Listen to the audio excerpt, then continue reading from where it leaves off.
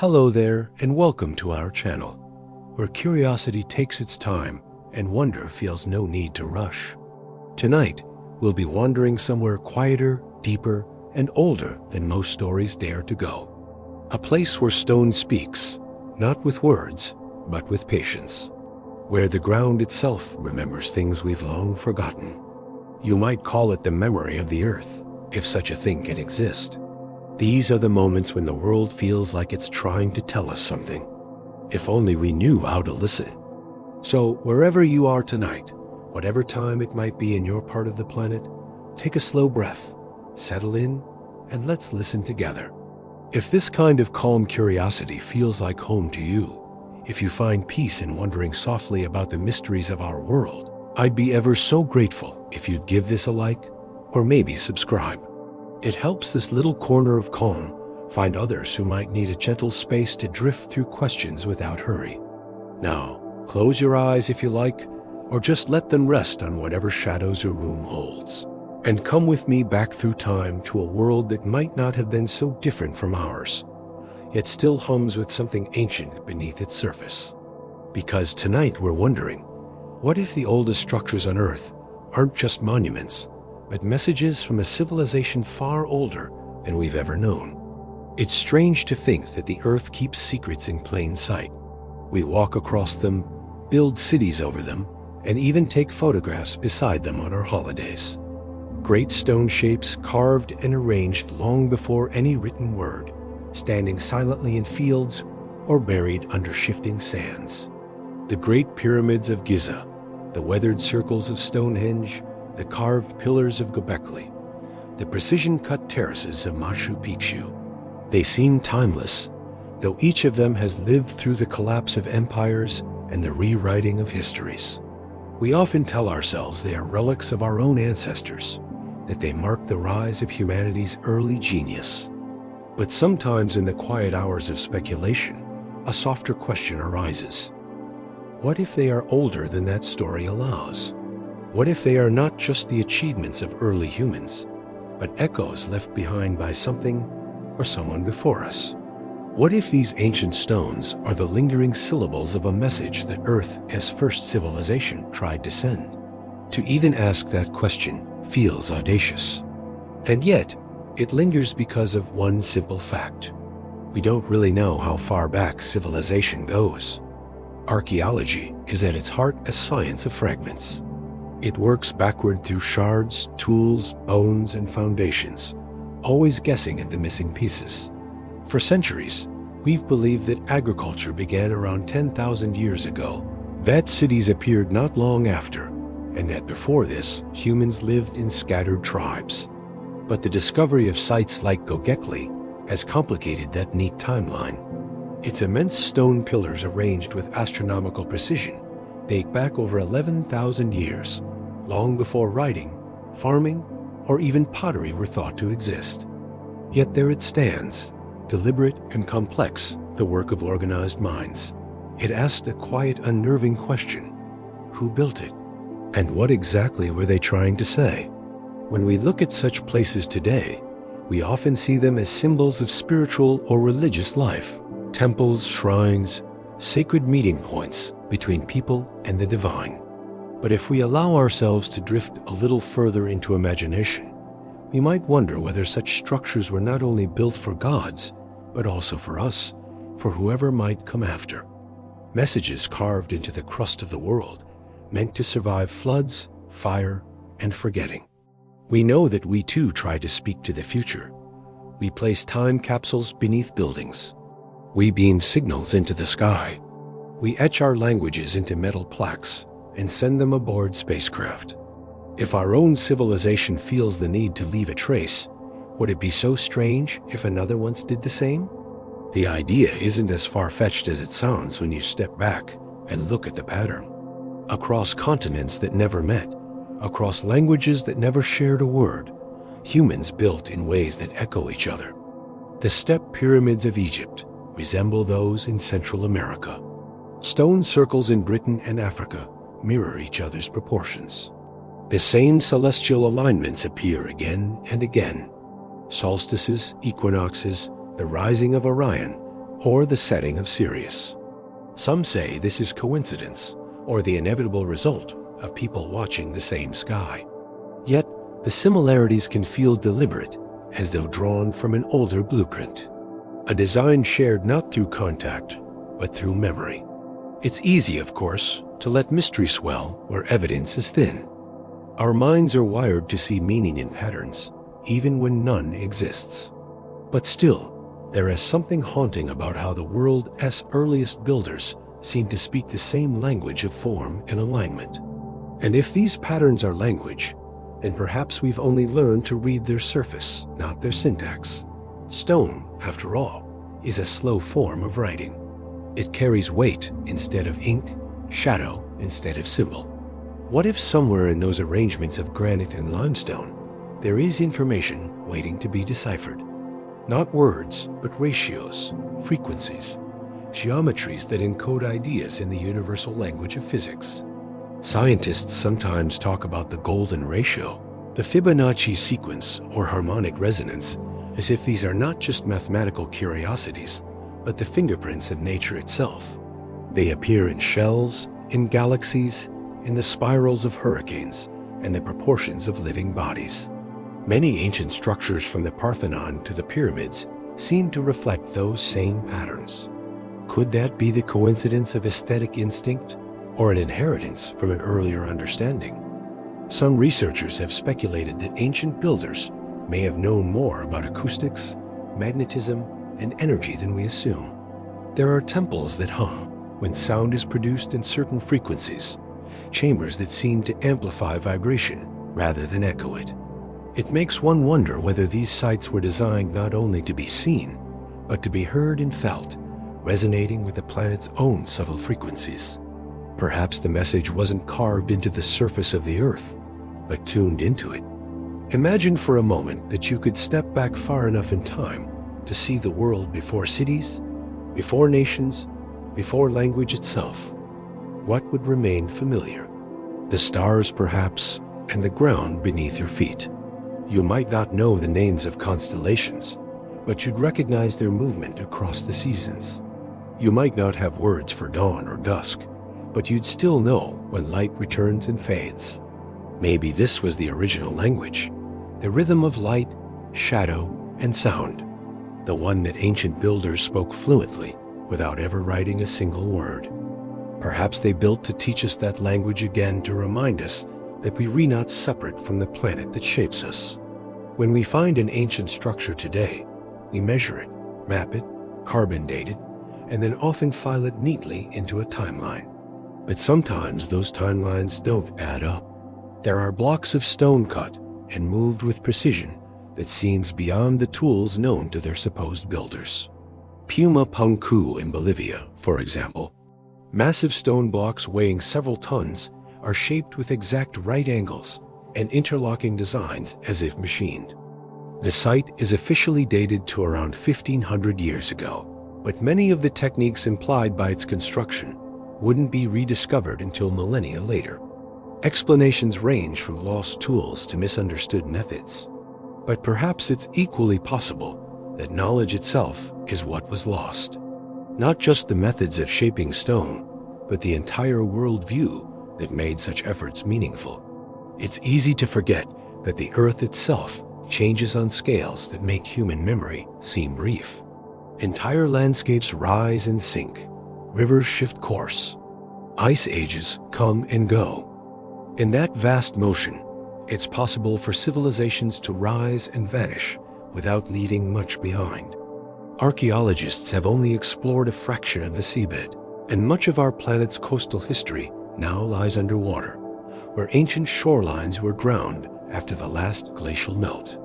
There, beneath layers of sediment, might be the remnants of the earlier cities, harbors, walls, perhaps even inscriptions long erased by salt and time. If we ever find them, what will we call them? Lost civilizations, or the first authors of our story? There's a quiet humility that comes with that thought. We like to think of ourselves as the pinnacle of progress, the first to reach this level of understanding. Yet, what if we are merely the latest? What if civilization like the tides rises and falls in long, slow rhythms, each wave erasing the footprints of the one before? If so, then the ruins we marvel at might not be the beginning of human history, but its echoes reverberating across ages. The stones would not be mysterious because they are inexplicable, but because they are reminders that history is not a straight line, but a circle. And somewhere in that circle, someone before us might have already wondered the same thing we're asking now. When you stand before an ancient monument, something inside you stirs. You feel the weight of the years pressing down through the rock. The strange sensation that these structures were not built just to exist, but to endure. Perhaps endurance was their message, to remind whoever came next that we're not alone in time, that others have stood in the same wind, looked up at the same sky, and felt the same questions about who we are and where we came from. Maybe that's the message the earth has been carrying in its stones all along. Not a secret code or hidden technology, but a whisper of continuity, a reassurance that even in our forgetting, we are remembered. And so, as we begin to drift deeper into this story, as we let our minds wander through fields of standing stones and beneath the shadow of pyramids, we might listen differently, not for answers, but for resonance. Because when something ancient calls to us, perhaps what we're hearing is not just history, but recognition. Maybe the builders and we are connected by the same impulse to create, to record, to leave behind something that says we were here. The earth might be full of such inscriptions, written not in language, but in landscape. And the more we listen, the more the planet itself begins to sound like a storyteller, one who has been speaking since long before we arrived to give it words. So as you lie there tonight, listening to these thoughts drift through the quiet, imagine the earth as an old being humming softly beneath you. The mountains, the oceans, the ruins, all part of one immense conversation. Perhaps every monument, every alignment, every echo carved in stone is simply a continuation of that dialogue. And if we slow down long enough, we might begin to hear what it's been saying all along. Not through speech or symbol, but through the steady rhythm of creation and decay, the rise of civilizations and the return to dust, the pulse of time that beats beneath everything. Maybe the question isn't whether these structures are messages from Earth's first civilization, but whether we, in rediscovering them, are finally replying. If you close your eyes and picture an ancient landscape long before the weight of the modern cities, it's remarkable how quickly your imagination fills the silence. You might see wide plains brushed with golden grass, a distant line of hills, and the slow rhythm of wind moving through the air. Somewhere in that emptiness stands a shape that doesn't quite belong, a pattern too deliberate to be the work of chance. Maybe it's a ring of stones, tall and weathered, their edges softened by rain and time. Maybe it's a staircase carved into a cliff, leading nowhere now, but once carrying footsteps toward meaning. These are the whispers left behind by those who came before us. Faint traces of intention carved into the bones of the earth. They stand not only as evidence of ancient skill, but as questions that have somehow survived the forgetting. Human beings have always built things that outlast them. It seems to be part of our nature.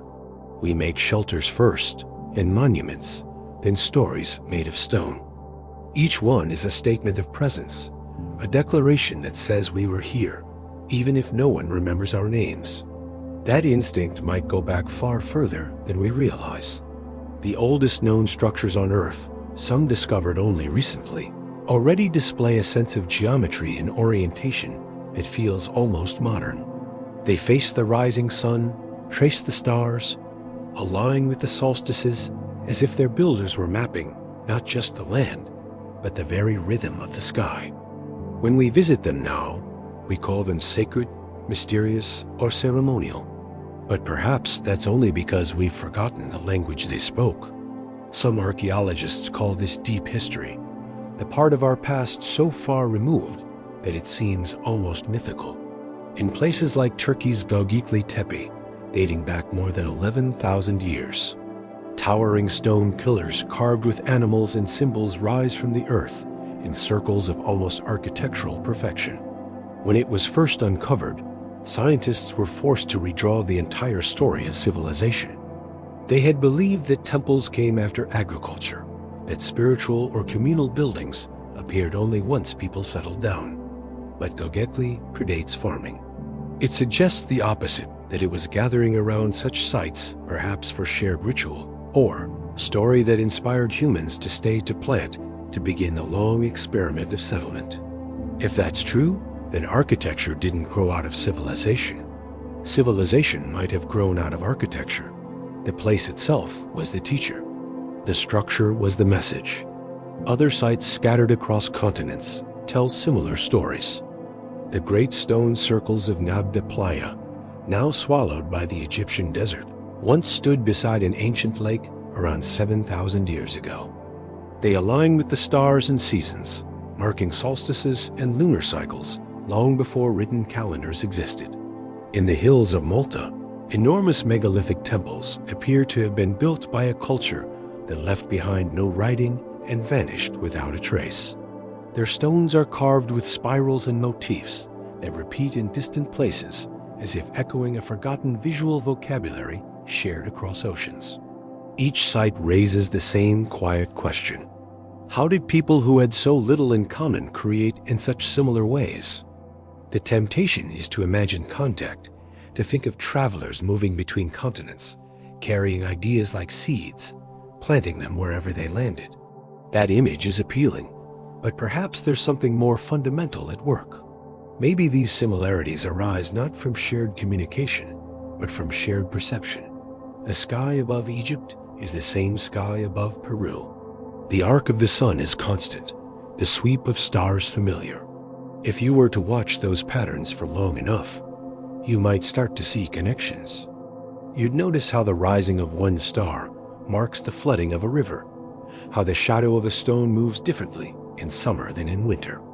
And if you were a builder trying to honor or predict those changes, you'd arrange your stones accordingly. In doing so, you'd create the same alignments another group might build halfway around the world. The earth itself is the teacher and humanity the attentive student. Still, even without explanation, something about these sites feels too deliberate, too coordinated to dismiss as mere coincidence.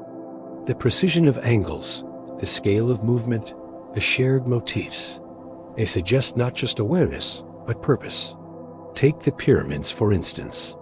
The Great Pyramid at Giza is aligned almost perfectly to true north, with an error of less than a tiny fraction of a degree. To achieve that without modern instruments would require both an understanding of the stars and a capacity for measurement that conventional history doesn't easily allow for. Similar alignments appear at Teotihuacan in Mexico, at Angkor Wat in Cambodia, and even in the layout of ancient cities in South America. The same directions, the same mathematical relationships, as if the builders were guided by an underlying principle that transcended geography. It's possible, of course, that the principle was simply observation. Ancient people may have spent generations tracking the heavens, learning by repetition and refinement. But it's also possible that these alignments carried meaning beyond the practical. In many cultures, the stars were not just markers of time, they were symbols of origin. To build in harmony with the sky was to build in harmony with the source of life itself. If the heavens were home to gods, ancestors, or creators, then aligning with them was a form of reverence, a way of keeping contact. Perhaps what we see in those monuments is not just science, but devotion, a form of communication that sought to link Earth to something greater. And if those who built them saw themselves as descendants of an earlier world, perhaps they were echoing what they believed had already been taught long ago. The notion of an earlier civilization isn't new. Many myths hint at it. Flood stories appear in dozens of cultures. Sumerian, Greek, Hindu, Native American, all speaking of a world erased and reborn. The names differ. Atlantis, Mu, Lemuria, Zep Tepi. In every case, the story carries the same rhythm. A golden age ends. The earth shifts. The oceans rise and knowledge is lost. The survivors scatter, leaving only fragments. For centuries, scholars had dismissed these as allegories, cautionary tales about human pride or natural cycles. But when we look at the geological record, we find that massive floods did occur around the end of the last ice age, when melting glaciers caused sea levels to rise dramatically. Whole regions that were once inhabited now lie beneath the water. Could those memories passed down and reshaped through millennia be recollections of real events? And if they were, then the people who built the earliest monuments might have been rebuilding, not beginning. That idea unsettles the neat progression of history. It suggests that knowledge might be cyclical, that humanity has climbed this ladder before and fallen, leaving traces behind like shells on an old shoreline. If so, then the monuments we see today could be fragments of a message passed through ages saying, "Remember us. Remember what we learned." Of course, evidence for a global civilization remains speculative. There's no single artifact that proves connection. But there is something deeper than proof: the pattern of persistence. The way humanity keeps returning to stone, to stars, to the impulse to measure, align, and endure. Even in the absence of memory, we repeat the same gestures as though guided by a resonance that echoes through our DNA. If you walk among the ruins of these ancient sites, you notice something subtle. The air feels different. Sound behaves differently, carrying with a depth that seems out of proportion to the space. Some archaeologists studying the acoustics of stone chambers have found that certain frequencies resonate perfectly within them. A low hum, a chant, a drum beat.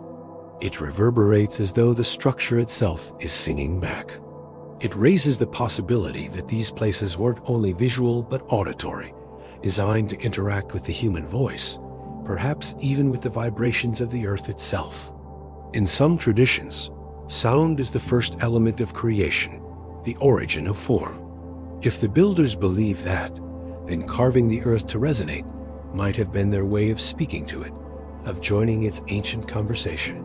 It's also possible that these structures served as archives, not in the way we store words, but in the way we store information, through geometry and proportion.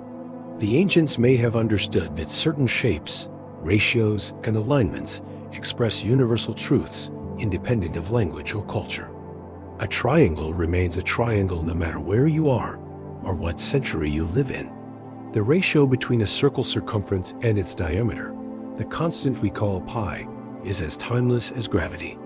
Perhaps the builders encoded such constants deliberately, not as math, but as message, a way of saying, "We knew this too." It's a kind of intellectual fingerprint, a signal to any future civilization capable of recognizing it. To modern scientists, these ideas often sound fanciful. They prefer explanations grounded in evidence, not intuition. And they're right to be cautious. Human imagination is notorious for filling gaps with invention. Yet, there's something to be said for listening to intuition in the face of mystery. Every scientific discovery begins as a question, often one that sounds impossible at first. The idea that continents drift, that light can bend, that time itself stretches. Each of these was once considered absurd. Perhaps the notion of an ancient message hidden in architecture is another such absurdity, waiting for the right perspective to make sense. And there's another kind of evidence that's harder to measure: the human response. Why do we feel awe when we stand before these monuments? Why do we instinctively lower our voices, slow our movements, and sense that we're in the presence of something greater? Maybe it's reverence, or maybe it's recognition. Something in us responding to a frequency we can't quite name. It's as though these places were designed not just to be seen, but to be felt. Their patterns triggering a memory older than history. Some visitors describe it as déjà vu, the sensation of returning somewhere familiar. Perhaps that's what the whisper from the distant past really is. Not sound, but memory resonating through time. When archaeologists uncover a site, they peel back layers of earth, each one representing years or centuries. But beneath those layers are others still unexcavated, lost to deeper time. The planet's surface is constantly recycling itself through tectonic movement and erosion. Whole civilizations could have existed, vanished, and been buried long before the oldest ruins we know. It is a humbling thought that what we call the beginning of history might only be the latest uncovered layer of a much older story. And if the Earth has been keeping such stories, then perhaps the whisper we hear now is only the faintest echo of a much louder message once spoken. There's a quiet comfort in that possibility. It reminds us that we are part of a continuum, that our achievements and mysteries alike are built on foundations laid by hands we'll never know.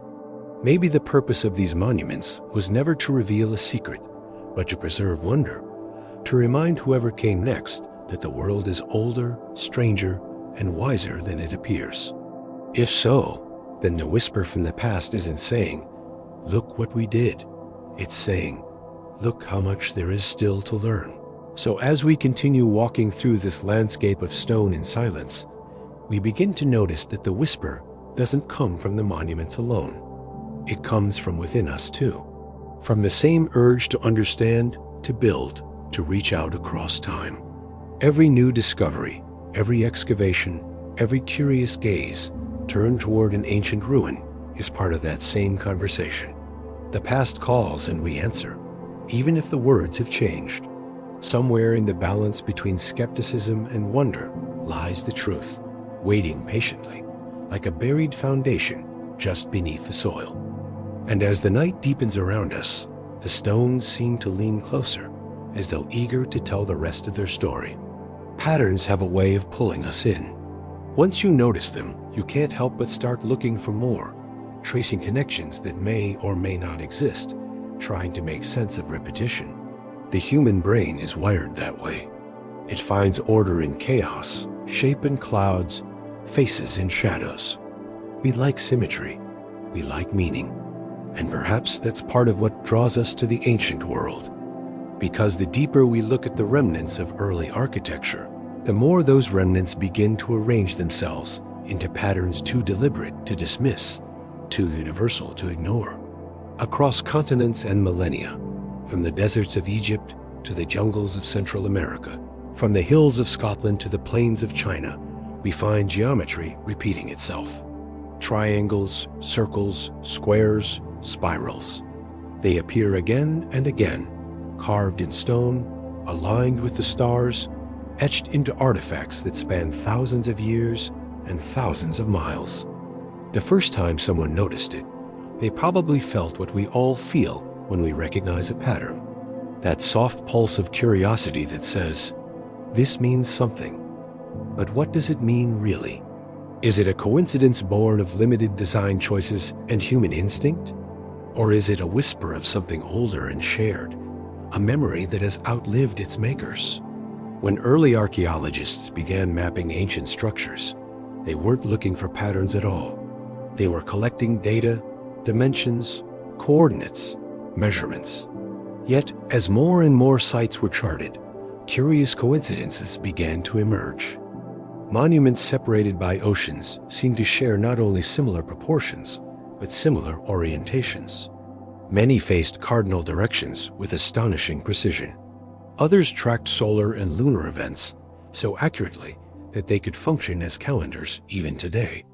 And perhaps most strikingly, certain sites seemed to line up with one another across vast distances, forming alignments that, depending on how you look at them, might be random or might be deliberate beyond anything we've imagined. For instance, if you draw a line across the globe connecting the Great Pyramid of Giza, the Nazca lines in Peru, and Easter Island, you'll find they all lie close to the same circle. It wraps around the Earth a near-perfect circle path, tilted just off the equator. Some researchers dismiss it as coincidence. Others suggest ancient navigators may have used knowledge we've since lost.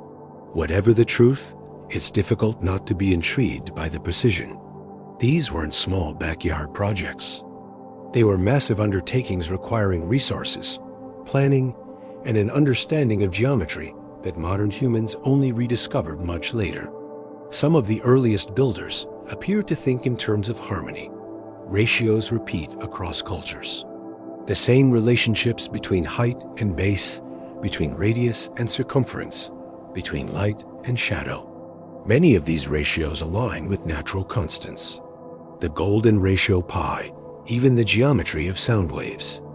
In ancient Egypt, the pyramid slope approximates the angle that occurs when you square the circle, a geometric expression of unity between heaven and earth.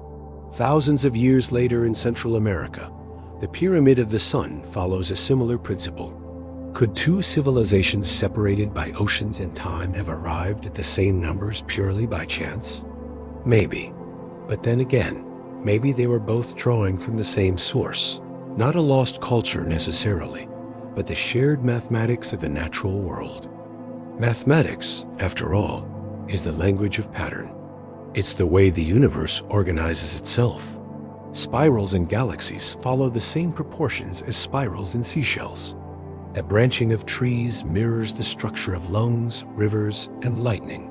When ancient builders aligned their monuments with these patterns, perhaps they were tuning into something fundamental, a sense that the universe itself has rhythm, and that architecture could harmonize with it. Some temples seem to amplify this harmony through acoustics. A single clap in the main plaza at Chichen Itza, for example, echoes back as the chirp of a quetzal bird, this sacred creature of the Maya. Engineers say it's the result of sound waves bouncing off the stepped pyramid's terraces. But there's a strange coincidence there too. The builders could not have tested that echo without finishing the entire structure first, which means they either discovered it by chance or planned it with knowledge of resonance centuries ahead of its time. There are many more such details scattered like breadcrumbs across continents. The Great Pyramid's base perimeter divided by twice. Its height gives a close approximation of pi, a ratio that wouldn't be formally defined until long after the pyramid was built. The megalithic site of Stonehenge mirrors the 56-year lunar cycle, tracking eclipses with a precision that modern astronomy only confirmed in recent decades. In the Andes, the walls of Sacsayhuaman interlock with such exactness that a blade of grass couldn't pass between the stones. And yet, the structure still withstands earthquakes better than many modern buildings. Each site alone might be explained by ingenuity. Taken together, they start to look like verses of a larger composition, variations on a theme. When you see a pattern forming, it's tempting to believe there's intent behind it. Maybe that's our instinct for story. We assume that order implies intelligence. It's what helps us read meaning into the randomness of stars or find constellations in the night sky. Ancient people did the same thing, of course, but they didn't separate art from science the way we do. To them, numbers and forms were sacred, alive with meaning. Geometry wasn't abstract. It was divine. It expressed balance, proportion, the harmony between spirit and matter. To carve a circle or a triangle wasn't just design. It was ritual, a physical act of reverence. And perhaps across generations, those shapes became the way knowledge was passed down. Not through words, but through form itself. Consider the triangle. Stable, simple, endlessly useful. It appears everywhere. In roofs, in pyramids, in mountain shapes, in the fractal branching of plants. It's the smallest shape that can't collapse under its own geometry. For early builders, that would have been more than mathematics. It would have been revelation. The triangle represented stability, permanence, and balance. No wonder it became the favored shape for monuments meant to endure. The circle, on the other hand, suggested continuity and eternity. No beginning, no end. The square embodied the earth, the material world. Together, these forms became the grammar of ancient design. A temple wasn't just a place of worship. It was a sentence written in stone using geometry as its syntax. But perhaps the most curious pattern of all isn't geometric at all. It's cultural. Civilizations that should have had no contact with one another seem to share myths, symbols, and even architectural methods. Step pyramids in Egypt and Mesoamerica, sun cults on opposite sides of the ocean, similar depictions of serpents, birds, and deities with wings or halos. Skeptics argue that these are universal archetypes, products of human imagination, responding to shared experiences like the sun, the sky, and death. Yet, it's hard to ignore how specific some of the resemblances are. The feathered serpent god Quetzalcoatl of the Aztecs bears striking thematic parallels to Thoth and Hermes, both figures associated with knowledge and transition between worlds. Are these echoes of human psychology, or the lingering memory of an older tradition, one that seeded itself into myth long before written history? One thing that unites nearly all ancient monuments is their relationship with the heavens. Temples, pyramids, and stone circles are aligned to the rising or setting of specific stars. The Great Pyramid points to Orion's belt. Stonehenge aligns with the midsummer sunrise. The temples at Angkor, Wat mirror the constellation Draco. It's as though ancient builders everywhere felt compelled to connect earth and sky, to fix eternity into their architecture. Perhaps they believed that by aligning their structures to the cosmos, they were anchoring their civilizations in something that would never fade. Or perhaps they were copying what they had once seen. A design passed down from a time when the boundaries between earth and sky felt thinner.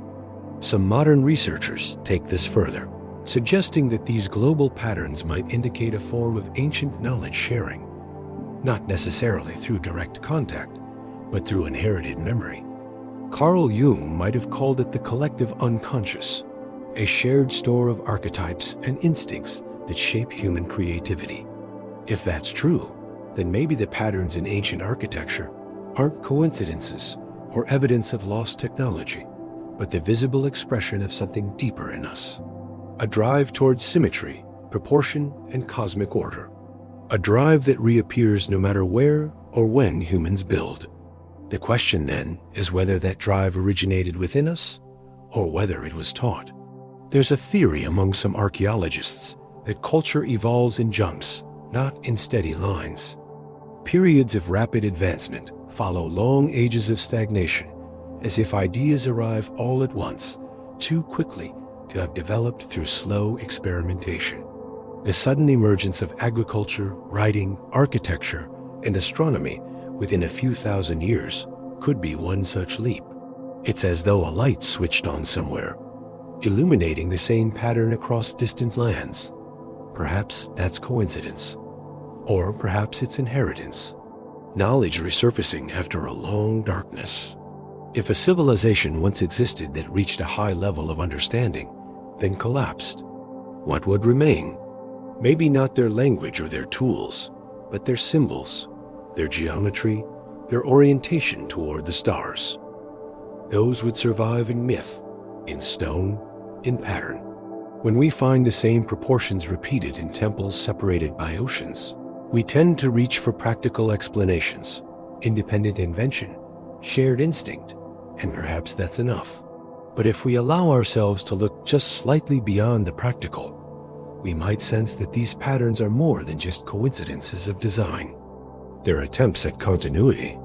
The builders may have known that civilizations fall and that words fade, but numbers, ratios, and shapes endure. They may have chosen geometry as their language precisely because it's immune to translation. 2 plus 2 is always 4, no matter the tone. The square root of 2 remains irrational, no matter the culture. The golden ratio appears whether you're measuring a temple, a seashell, or a galaxy. To speak in patterns is to speak in permanence. Some see in this a kind of humility. Others see ambition. The idea that architecture can communicate across ages assumes both that someone will listen and that the message will outlast the noise of time. When you stand before a megalithic wall, perhaps you're standing before an equation. Not one written in numbers, but one expressed in stone. The sum of observation, intention, and belief. Maybe the builders weren't trying to tell us how to live, but how to look for balance, for proportion, for harmony between earth and sky. Maybe they were trying to remind us that our place in the cosmos isn't separate, but part of the pattern itself. Modern science still searches for patterns, though in different ways. Astronomers scan the sky for repeating signals that might indicate intelligent life. Physicists look for patterns in particle behavior in the cosmic microwave background, in the curvature of space-time. Biologists trace patterns in DNA. Mathematicians search for them in prime numbers. In that sense, we're not so different from the people who built pyramids or circles of stone. We're still listening for the same harmony, still drawn to repetition, still hoping that behind all the noise, there's a structure that makes sense. Perhaps that's what unites us across ages. This need to find order even when we can't be sure what it means. It's possible that the puzzle of patterns will never be solved. And maybe it isn't meant to be. Perhaps it exists simply to remind us that there's more to learn. Each discovery leads to another question. Each coincidence invites another hypothesis. And in that process of curiosity, we recreate the same impulse that may have driven the first builders to lift their stones into alignment with the stars. The puzzle, in that sense, is alive. It moves with us, changes with us, evolves as we do. And somewhere within it, the faint echo of that first question persists, the one whispered through geometry, through proportion, through the slow language of stone. What if we are not the first to wonder? What if the pattern is not random but memory, repeating itself, waiting for us to notice? The stones do not answer, of course. They never have. They simply stand there, patient as always, casting their shadows across the ground as the sun passes overhead. But if you spend enough time with them, watching those shadows shift, you begin to realize something. The pattern isn't only in the stones. It's in the movement of light across them, in the rhythm of seasons, in the pulse of time itself. It's everywhere, waiting for eyes calm enough to see it, and once you see it, it's hard to unsee. You start to wonder what other patterns are hiding in plain sight. What other messages are being written not in language, but in the quiet, deliberate symmetry of the world. And maybe that's the real gift of these ancient builders. Not the monuments themselves, but the mindset they invite. They teach us to look, to measure, to connect, to see relationships where others see separation, to understand that the universe, for all its chaos, has structure. That pattern is not an illusion, but a truth repeating itself in every scale, from the spiral of a galaxy to the curl of a fern. And that perhaps the earliest civilizations weren't trying to solve the puzzle at all. They were simply recording it, honoring it, ensuring that when the next curious minds came along, they'd find the same clues and start wondering all over again. So the pattern continues, not just in stone, but in us, in every thought that reaches backward for meaning, in every discovery that reflects something ancient. The puzzle is endless, but not unsolvable. It doesn't demand an answer, only attention. And as long as we keep noticing, keep tracing, keep building, the conversation between past and present remains unbroken. Somewhere out there in the silent alignment of stars and stones, the oldest message of all may still be waiting, patient as ever, for someone to listen just a little more closely. When you stand before an ancient wall, your first instinct might be to measure its height, count its stones, or admire the craftsmanship that's kept it standing through centuries of wind and rain. But after a while, if you stay long enough, something quieter begins to happen. The sound of your own thoughts fades, and the stillness of the structure starts to feel almost communicative. Not in words, of course. There's no voice in the way we usually think of one. No whispering wind forming syllables against the rock, but there's presence and intention, and something that feels very much like meaning. The stones seem to be saying something, even if you can't yet tell what it is. That feeling might be the oldest form of conversation humans ever had. Before language, before writing, before even shared myths, there was the act of placing one stone atop another with purpose. To make shelter, to mark territory, to honor the dead, or to reach toward the sky. Stone was the first canvas, and in a sense, the first archive. It carries information that survives beyond the lifespan of any builder. It outlasts weather, war, and forgetting. It holds its message even when the code is lost. And perhaps that's why it has always been our favorite material for things we want to last. From the first cairns left to mark a trail to the great monuments of history, stone speaks the same language, endurance. But endurance alone isn't meaning. What makes these constructions so fascinating is that they seem to carry messages we still half recognize, as though written in a dialect we once knew but have since forgotten. The carvings at Göbekli Tepe, for instance, depict animals and symbols that seem to form a kind of narrative. A fox here, a vulture there, hands without bodies, shapes that may represent constellations.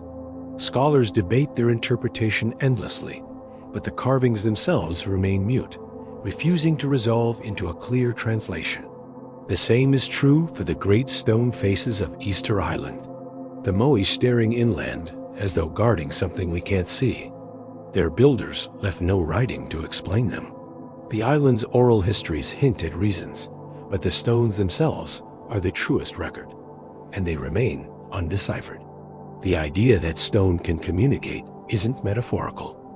Modern research into lithophones, resonance, and structural acoustics shows that certain stones can carry sound or vibration in ways that might have been known, if only intuitively, to ancient builders. Some chambers carved in solid rock resonate at frequencies close to the human heartbeat, creating sensations of depth and presence when sound is introduced. In others, a single word spoken aloud seems to return multiplied, layered, as if the structure itself were replying. It's difficult to say whether such effects were planned or accidental, but the precision of construction in many ancient sites suggests intent. These weren't random arrangements. They were tuned spaces engineered not only for stability, but for interaction. Think of the Great Pyramid's King's Chamber. Its granite walls are massive, polished to reflect both sound and heat. Researchers who've studied the acoustics of that chamber have noted that it amplifies certain frequencies dramatically, particularly those that match the natural resonance of the stone itself. It's as though the room were built to hum in harmony with a specific tone. That could be coincidence, the byproduct of engineering focused on symmetry and mass. But it could also mean that the builders understood something about how matter responds to vibration. If that's true, then stone wasn't just their medium, it was their instrument. They were composing, not just constructing. This idea that ancient architecture might encode messages through geometry and vibration, rather than words, challenges how we think about communication. Today we see language as something linear and symbolic. It's sound turned into meaning, meaning turned into script, but stone speaks differently. Its syntax is spatial, its grammar geometric. It conveys through proportion, alignment, and texture. You don't read it so much as inhabit it. When you walk through a temple or circle of standing stones, you're moving through a sentence that was written for the body rather than the eyes. The message isn't contained in any single element, but in how each element relates to the others. Take, for example, the precision-cut stones at Machu Picchu. Each block is shaped to interlock perfectly with the next, forming walls that are both stable and flexible, capable of withstanding earthquakes without mortar. That design is practical, yes, but it's also expressive. It demonstrates an understanding of how stone behaves, how it wants to fit, how it moves under stress. In that sense, it's a conversation between builder and material, one built on respect rather than dominance. The Inca didn't impose their will on the mountain. They collaborated with it, letting the mountain's contours dictate where walls should rise. The message, if there is one, might be about coexistence, a lesson embedded in structure. Similar relationships appear across other sites. The builders of Stonehenge transported bluestones from a quarry over 100 miles away, even though closer materials were available.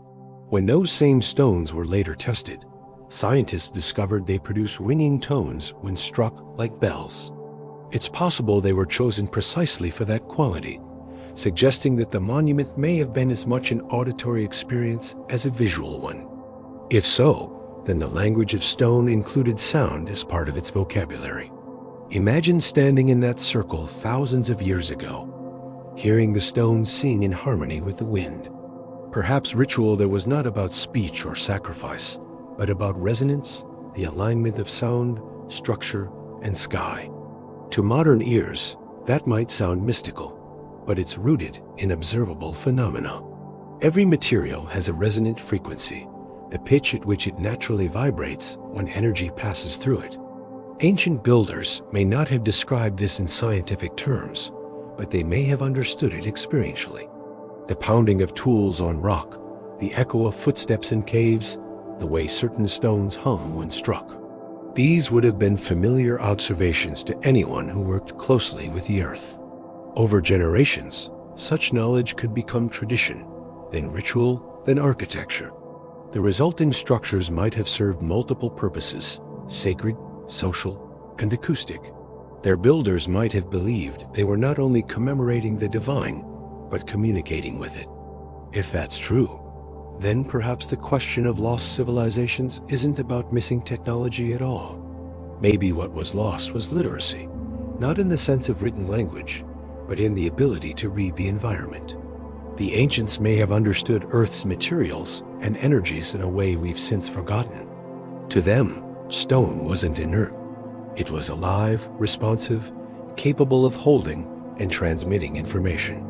The great monuments could then be seen as messages written in the Earth's own medium, designed to endure because they were made of the planet itself. In that sense, the builders weren't separate from the Earth. They were using its body as their page.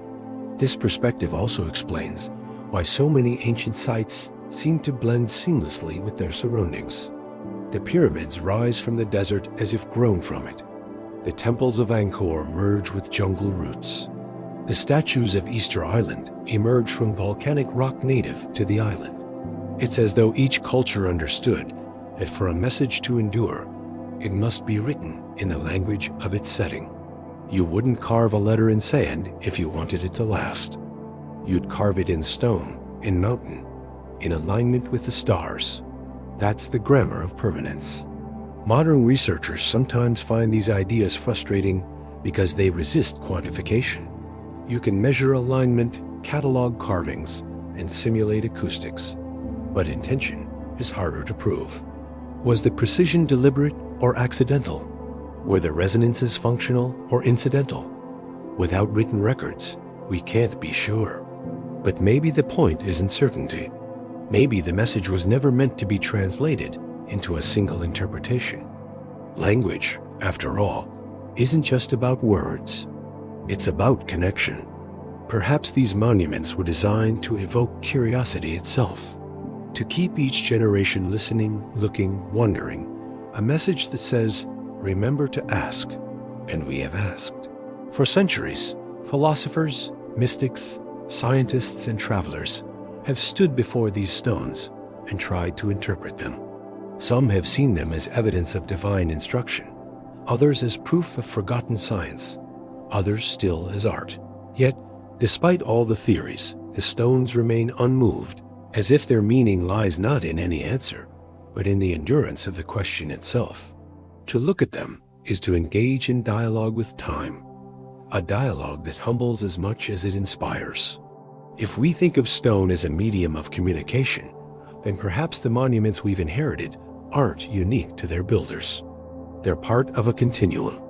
The same impulse that drove Neolithic people to raise standing stones drove later civilizations to carve inscriptions, build cathedrals, and send satellites into orbit.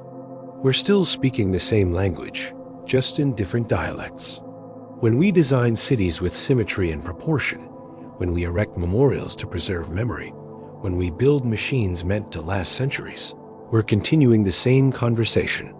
Our materials have changed. Glass instead of granite, circuits instead of carvings, but the desire is identical: to leave a mark, to connect across time.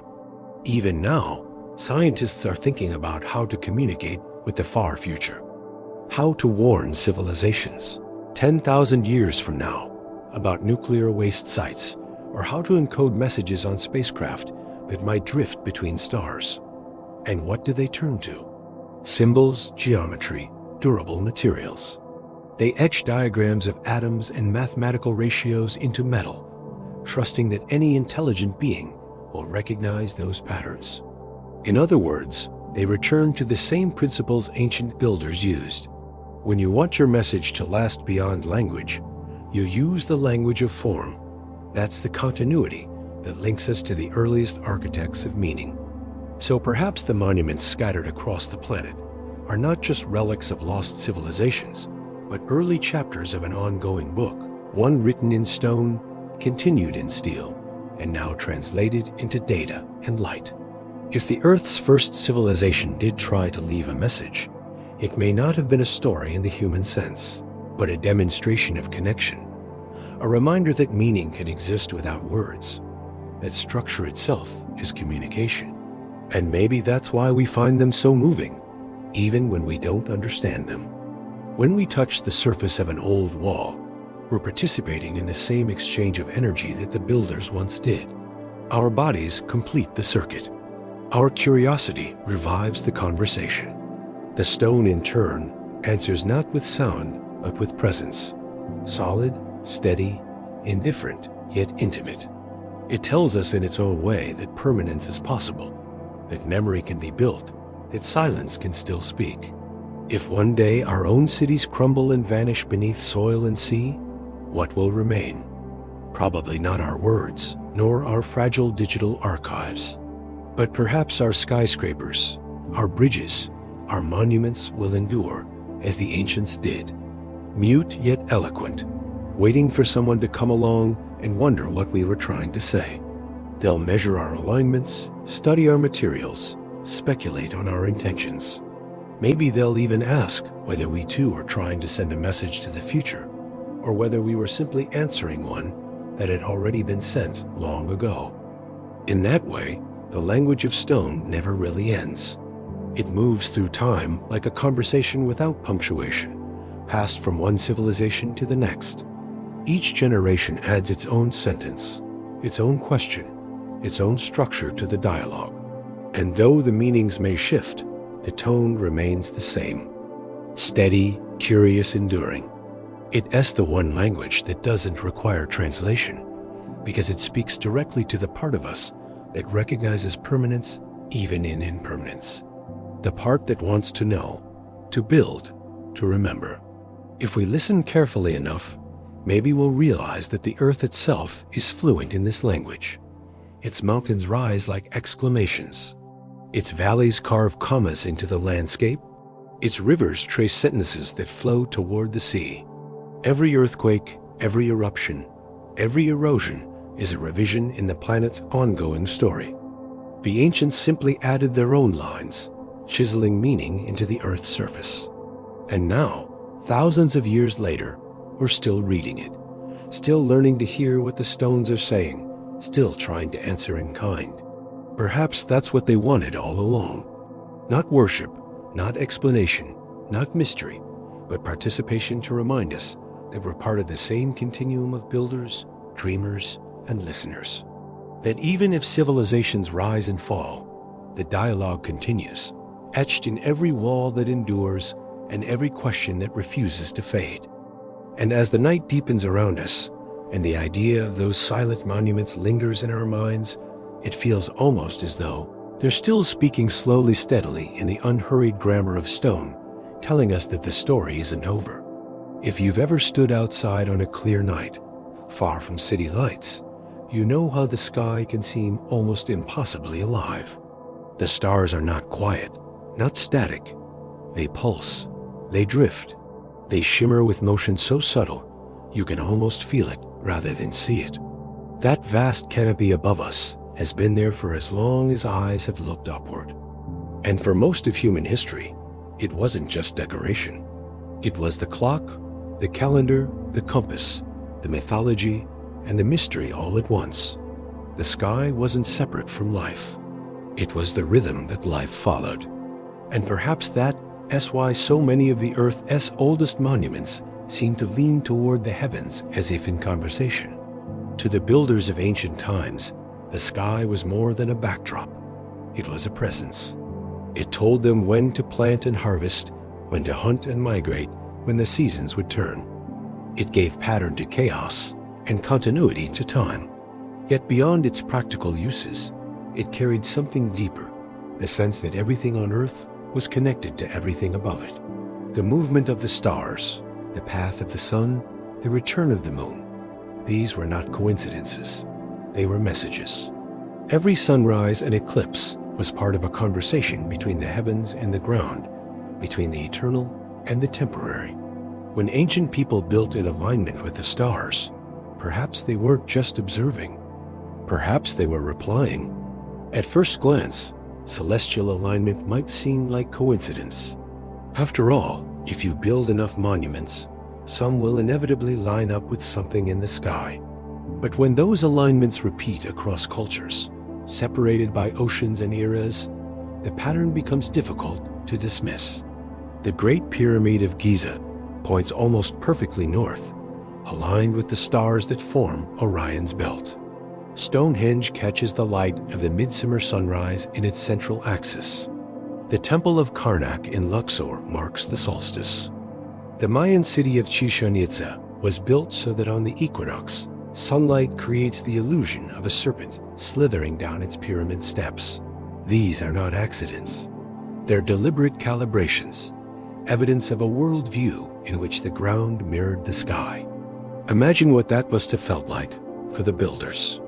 There were no telescopes, no calculators, no satellites, only naked eyes and an endless span of time in which to observe. Night after night, generation after generation, people would have watched the heavens and noticed patterns, the return of constellations, the wandering of planets, the rare crossing of comets. To them, these weren't abstract events. They were signs that the universe was alive, that it breathed in predictable cycles. By mapping those cycles onto Earth through stone, through structure, they were grounding eternity. They were giving form to the invisible. Modern astronomy confirms the accuracy of many of these alignments. The precision with which ancient structures track celestial events is astonishing, often within a fraction of a degree. It's easy to underestimate what that means until you try to replicate it. To align a building with a specific star, you need to understand not only where that star appears in your sky, but also how it moves over time. How precession, the slow wobble of the Earth's axis, changes its position across centuries. That kind of knowledge suggests careful observation over many generations. It implies that ancient builders weren't merely looking at the sky. They were studying it, memorizing it, treating it as a teacher. And maybe the sky really was their first teacher. It's the one constant in every human life. No matter where or when you're born, you see the same stars that someone saw thousands of years ago. You might name them differently, imagine different stories between them, but the pattern remains. Perhaps this continuity gave early people a sense of belonging to something far larger than themselves. By aligning their monuments to the sky, they might have been affirming that connection, saying in essence, we're part of this. In that way, architecture became a kind of astronomy, and astronomy became a kind of faith. The boundary between science and spirituality didn't exist as we think of it now. To measure the stars was to honor them. To predict an eclipse was to touch the rhythm of creation. It's hard for us living in an age where data and belief are often separated to imagine a world where they were one and the same. But perhaps that unity is exactly what gave ancient monuments their enduring power. They are built from both precision and reverence. Two forces that rarely coexist today, yet once guided humanity's greatest works. Some of the most intriguing alignments go beyond the predictable paths of the sun and moon. At several ancient sites, the layout of entire complexes mirrors constellations. The pyramids of Giza, for example, are arranged in a pattern that reflects Orion's belt with the Nile, corresponding to the Milky Way. The same correlation appears in the ruins of Teotihuacan in Mexico, where the central avenue runs parallel to celestial paths. This mirroring between heaven and earth isn't limited to pyramids. The temples of Angkor Wat in Cambodia seem to reflect the constellation Draco at the time of their construction. Even the ancient city of Xi'an in China follows celestial patterns in its grid. It is as if humanity across all its beginnings was driven by the same instinct to bring the stars down to earth, to turn the world into a reflection of the cosmos. Why would that matter? So much perhaps because it offered a way to understand existence. The sky changes predictably, but it also inspires awe because of its vastness and mystery. To align oneself with it, literally through architecture, might have been a way of participating in that order. If the heavens were divine, then to build in their image was to join creation, to place human effort within cosmic design. A phrase "as above, so below" captures this perfectly. It isn't just mystical poetry, it's architectural philosophy. It means that the structure of reality repeats at every scale in the stars, in the stones, in the human spirit. When you think about it that way, the idea of ancient structures as messages takes on a different tone. They may not be messages sent to us in the future, but messages exchanged between earth and sky. The builders were translators, turning celestial movement into geometry, starlight into stone. Every alignment, every axis, every carefully measured angle was part of that translation.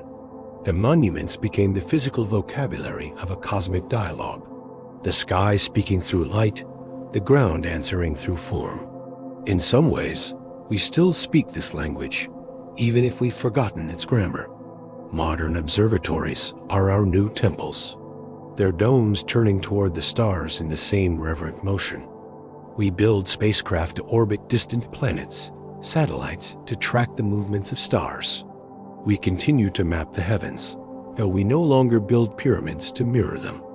Our communication has shifted from stone to signal, but the conversation continues. The impulse is the same, to connect what is above with what is below, to find meaning in the rhythm of the universe.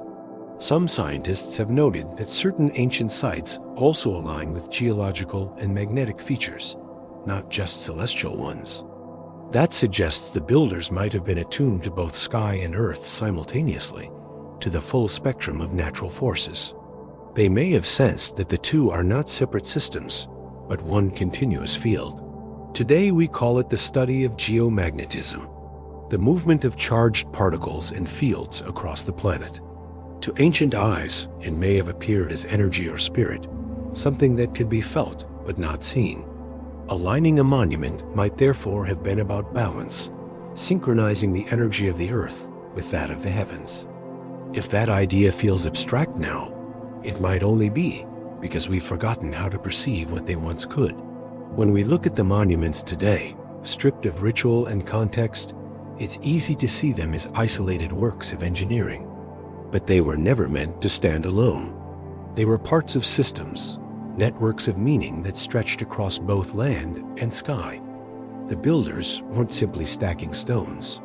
They were marking cycles, anchoring time to place, the rising of a certain star, the return of a solstice, the change of the moon's face. These weren't just calendar events. They were reminders that the world moves in harmony, that life and death, planting and harvest, darkness and light are all connected through the same cosmic pulse. To live in awareness of that rhythm was to live in balance. The precision of these alignments also raises another possibility, one that science is only beginning to explore. Some researchers have proposed that ancient builders might have used the stars not only for spiritual reasons, but for navigation and global mapping. By aligning monuments to known celestial coordinates, they could establish a system of reference points that spanned continents. In other words, the sky might have been their map and the monuments its markers. If that's true, then the conversation between sky and ground was also practical, a way of organizing knowledge across the surface of the Earth.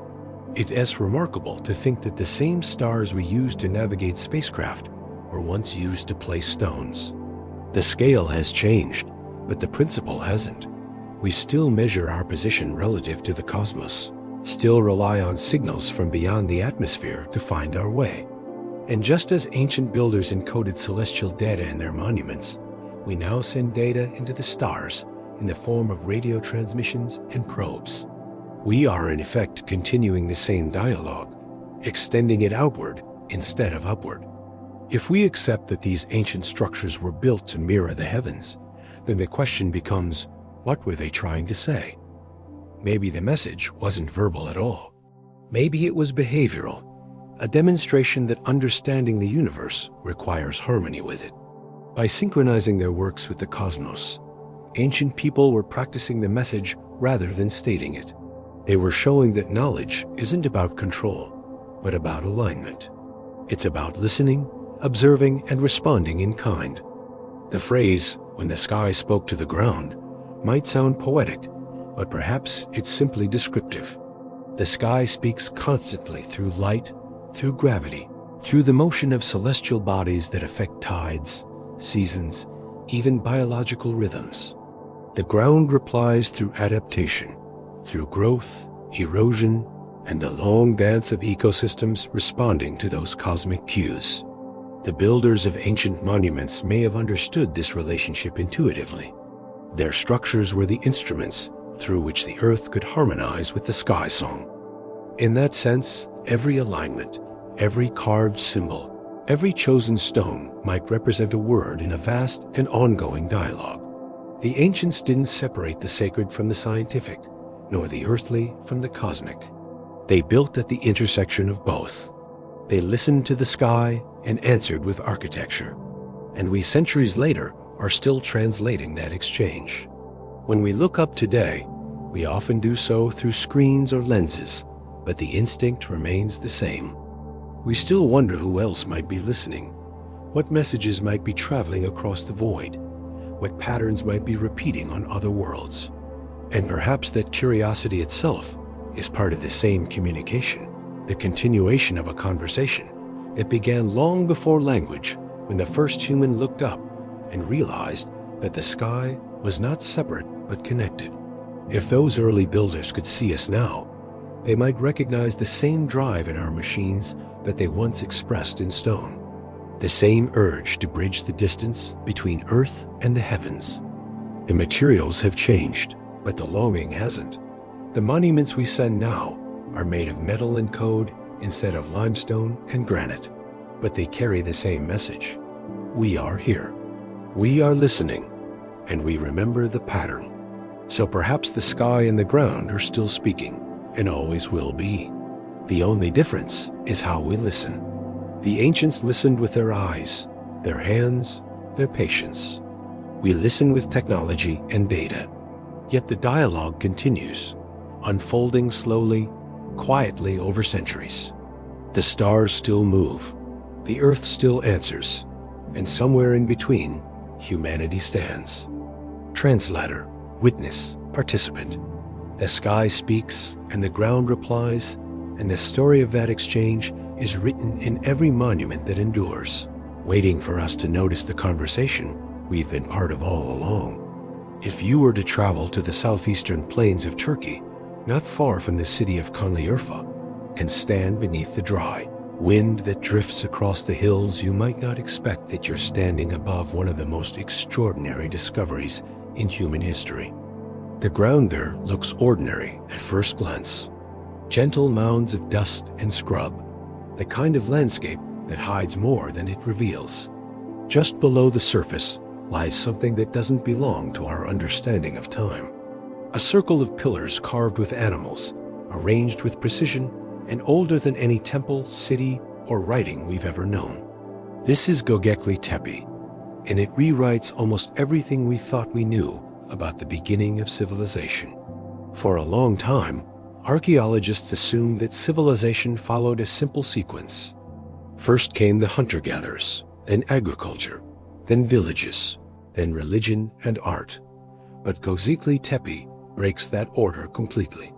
Its construction dates back more than 11,000 years, long before the dawn of farming or permanent settlement.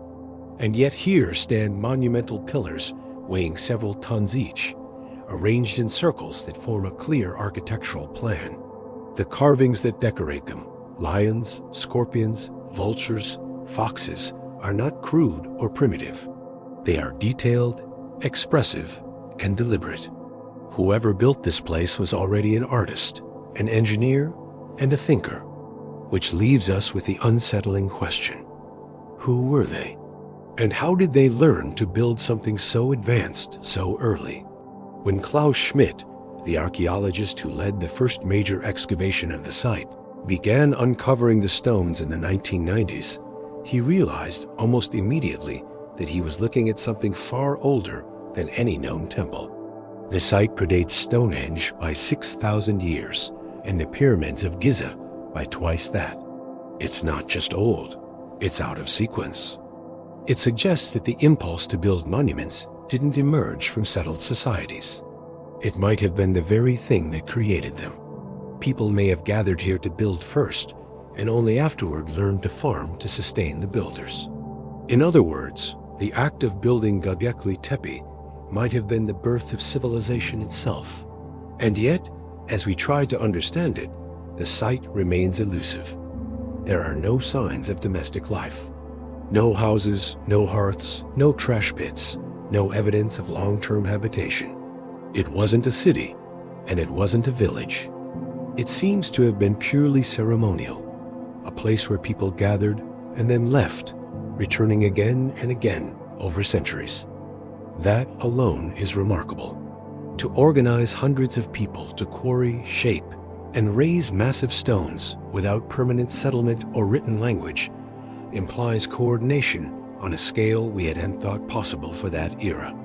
It also implies motivation, a shared purpose powerful enough to unite scattered groups into a single task. What was that purpose? Some suggest it was religious, a temple dedicated to gods or spirits. Others think it was astronomical, aligned with constellations or celestial events. There's evidence that the site's builders tracked the stars, particularly Sirius, which may have appeared in the local sky for the first time around the time of its construction. The carvings of animals might represent constellations, mapping the heavens onto Earth. If so, then Göbekli Tepe was more than a temple. It was an observatory, a calendar, a conversation between sky and ground. But there's another theory, one that sits quietly on the edge between archaeology and memory. What if Göbekli Tepe wasn't just the beginning of civilization, but a remembrance of something that came before? The site's sophistication, its lack of precedent, and the absence of transitional forms suggest that its builders weren't inventing from nothing. They might have been preserving something, a memory, a story, a structure that had already existed in an earlier age. If true, then Göbekli Tepe isn't the start of civilization, but its echo, a monument not of creation, but of remembrance. To imagine that possibility, you have to step outside the comfortable borders of history. We're used to thinking of progress as linear, that each generation adds to the last in a steady climb from ignorance to knowledge. But the earth doesn't work that way. Civilizations rise and fall. Knowledge is gained, lost, rediscovered. There's no reason to think humanity is immune to that pattern. If a culture existed before the end of the last ice age, its traces would have been buried or erased by the floods that followed the melting glaciers. Göbekli Tepe might then be a reconstruction, a deliberate act of remembrance by survivors who still held fragments of an older understanding. Even its name, the Pot-Belly Hill, carries a poetry. It suggests something buried, gestating, waiting to be reborn. The site itself was intentionally covered at some point around 8000 BCE, buried under layers of earth by the very people who built it. Archaeologists still debate why. Some think it was for preservation, others that it marked the end of an era. Whatever the reason, that act of burial preserved it for us, almost as if it had been hidden deliberately for the future. It's a strange thought that a message could be sent not through survival, but through concealment. That what was meant to be remembered would first have to be forgotten. The carvings on the pillars add to the mystery. Each circle of stones seems to depict a different group of animals: wild boars, cranes, snakes, and insects. Some of the carvings show abstract symbols, H shapes, crescents, and what look like handbags or pouches repeated in multiple places. Those same shapes appear in other ancient art around the world from Mesopotamia to South America, despite the vast distances and ages between them. That repetition has led some researchers to wonder whether these symbols belong to a shared visual language, one that predates writing by millennia. Perhaps they were the early alphabet of a civilization that expressed meaning through icons rather than words. One carving in particular stands out: a vulture with outstretched wings holding what looks like a sphere or a human head. Some have interpreted it as a depiction of death or of the soul's journey to the sky. Others think it might represent a celestial event, like a comet or meteor impact, remembered in mythic form. If the latter is true, then Göbekli Tepe could be a kind of record, a warning or commemoration of an event that reshaped the world. Around the same time as its construction, the Earth experienced abrupt climate changes and catastrophic flooding from melting ice sheets. It's possible that the builders witnessed such events and sought to preserve their memory in stone, encoding their history in symbols that would outlast speech. This blending of the cosmic and the earthly fits with everything we've seen in ancient monuments so far. The people who built Göbekli Tepe might not have separated heaven and earth in their thinking.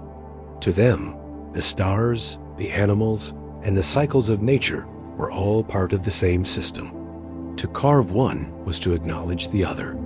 The act of building could have been their way of restoring balance after upheaval, re-establishing order by mirroring the cosmos in stone. The sheer effort involved is staggering. Some of the T-shaped pillars weigh up to 20 tons, quarried from nearby limestone using only stone tools. They were transported uphill, positioned with care, and anchored in pits carved into bedrock. To achieve this required not only physical strength, but mathematical and spatial awareness. The builders understood balance, leverage, and alignment. They weren't guessing, they were engineering. That kind of knowledge doesn't appear overnight. It's either developed through long experience or inherited. If it was inherited, then Göbekli Tepe becomes not just a marvel of architecture, but a memory capsule, the physical echo of teachings from a civilization that once existed and then vanished, leaving behind apprentices who remembered enough to rebuild, if only once. When you look at the site today, it doesn't feel like a ruin in the ordinary sense.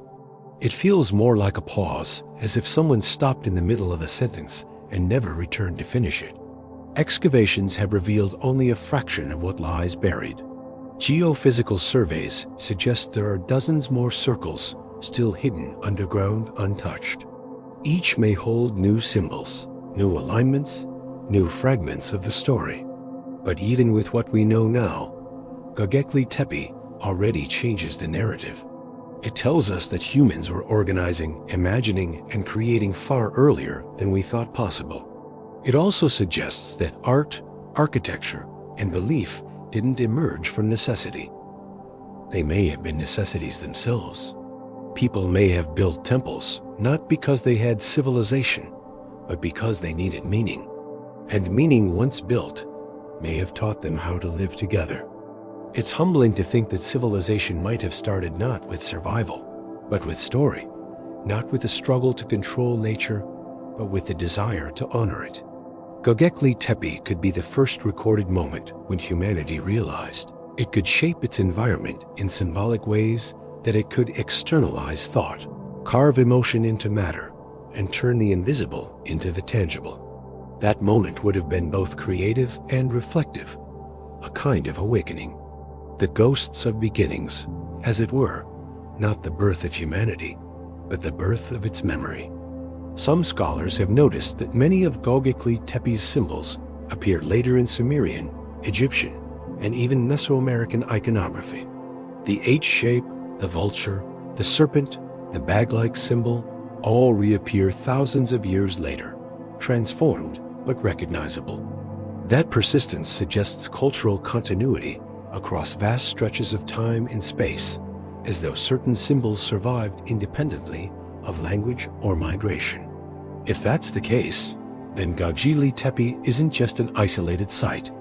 It's the source code of civilization's symbolic system.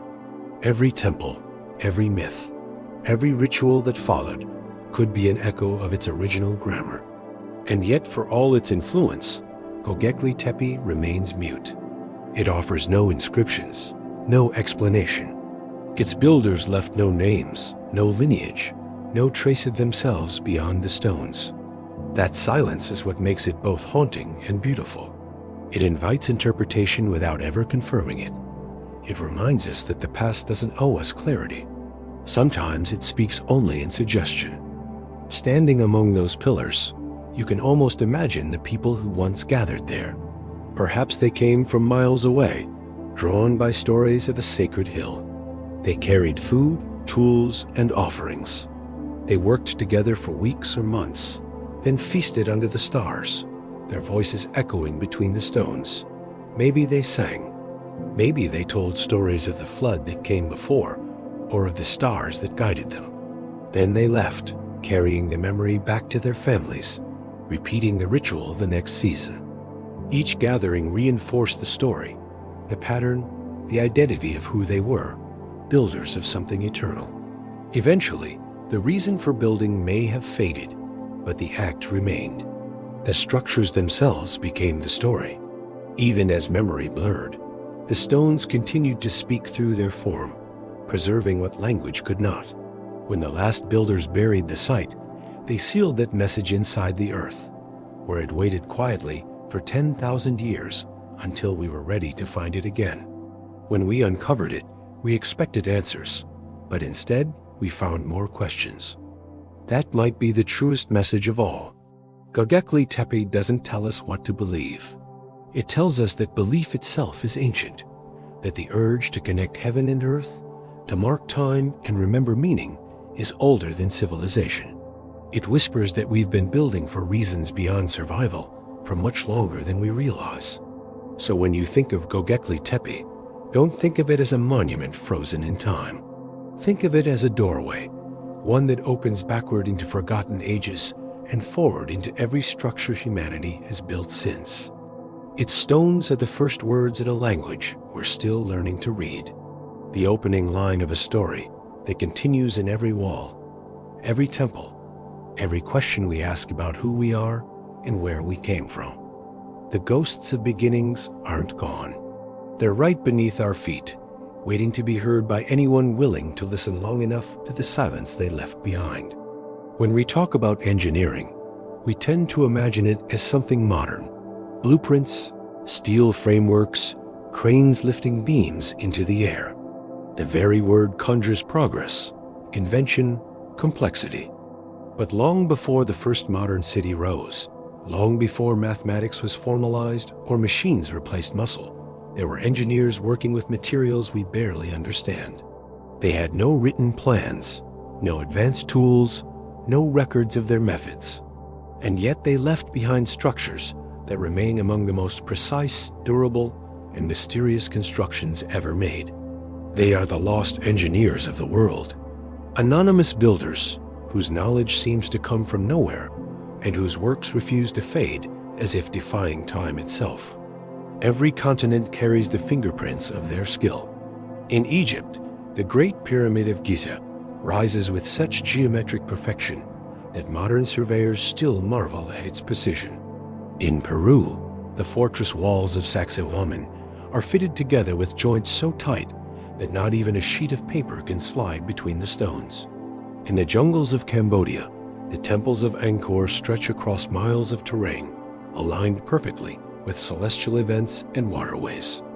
And in India, the Kailasa temple at Ellora is carved downward out of a single mountain, as though someone decided to release architecture from within the rock rather than build it upward from the ground.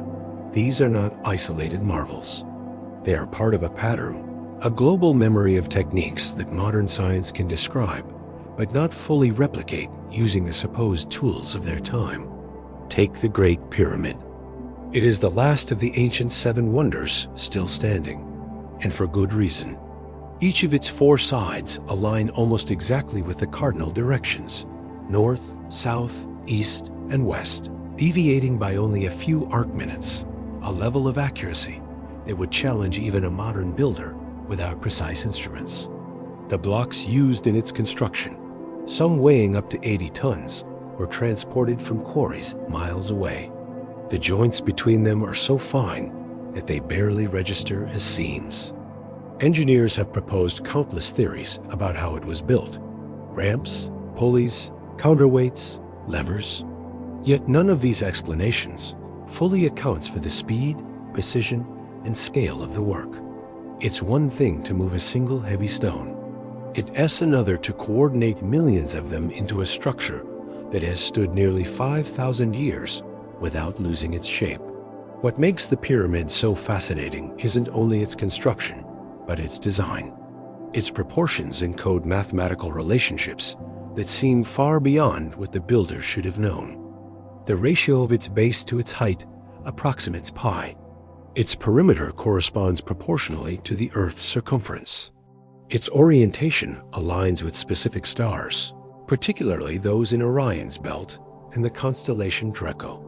Whether by coincidence or design, it captures in stone both terrestrial and celestial geometry.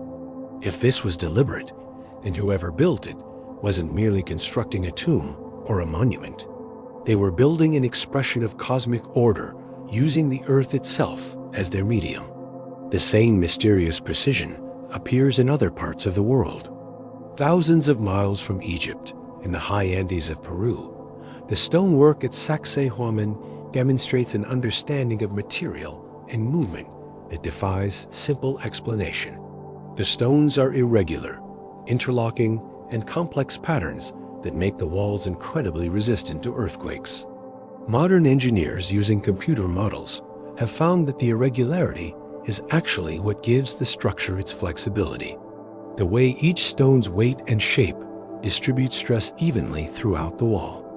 To create that deliberately, by trial and error without modern tools, would have required generations of accumulated knowledge.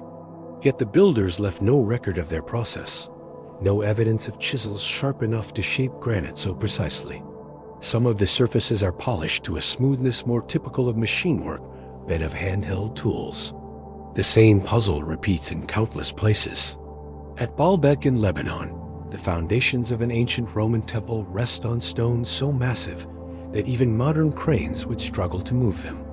The largest single block known as the Stone of the Pregnant Woman weighs more than 1,000 tons. How it was transported from its quarry and precisely positioned remains a mystery. The Romans built atop it, but the base itself seems to predate their presence, suggesting that the knowledge to move such stones may have come from an earlier civilization. And then there's the Kailasa Temple in India, a masterpiece not built but carved, cut downward from a single rock face. Its creators removed over 200,000 tons of stone, not randomly, but with exacting detail. The temple is symmetrical, ornamented, and aligned with celestial coordinates. There's no evidence of scaffolding or miscalculation. Every column, statue, and chamber is proportioned as though planned by a mind capable of visualizing the entire three-dimensional structure before the first cut was made. To do this without error would challenge even modern architects equipped with computers. For the builders of the 8th century using hand tools, it borders on the impossible. The deeper we look into these ancient feats, the more they suggest that the knowledge behind them wasn't fragmented. It was complete, coherent, and global in its logic. Across cultures, the same principles appear: alignment with the stars, geometric ratios, acoustic resonance, and integration with the natural environment. It's as if the builders shared a philosophy of design that saw no boundary between art, science, and spirit. They didn't separate engineering from meaning. They built structures that were both functional and symbolic, both enduring and expressive. That unity might be the clue we're missing. Modern engineering values efficiency and replication, the ability to build quickly and consistently. Ancient engineering, by contrast, seems to have valued harmony. Each stone, each angle, each measurement was part of a dialogue with the surroundings. The builders worked with gravity, with sunlight, with the properties of their materials. They weren't imposing form upon the earth. They were drawing it out of it. Perhaps that's why their works have lasted so long. They were built in resonance with natural forces, not in defiance of them. It's tempting to imagine that such mastery must have come from lost technology, machines, or techniques erased by time. And perhaps it did. But there's another possibility, quieter and more human. Maybe it came from patience, from generations observing how stone behaves, how seasons shift, how the sun strikes an angle at noon. Knowledge that accumulates not through leaps, but through long continuity. If that continuity were ever broken, through catastrophe, migration, or the collapse of a culture, much of that wisdom could vanish in a single generation. What would remain are the monuments, standing mute but perfect, their builders forgotten. That idea isn't just romantic speculation. History has already shown how easily knowledge can be lost. The fall of Rome erased centuries of engineering insight. The burning of libraries destroyed mathematical and astronomical texts that took millennia to assemble. Skills like Greek fire, Roman concrete, and Incan masonry were lost for centuries before being rediscovered or reinvented. It's entirely possible that earlier civilizations, ones we have no record of, went through the same cycle. If they rose, flourished, and fell before the end of the last ice age, their traces would lie under oceans or buried beneath miles of sediment, waiting for rediscovery.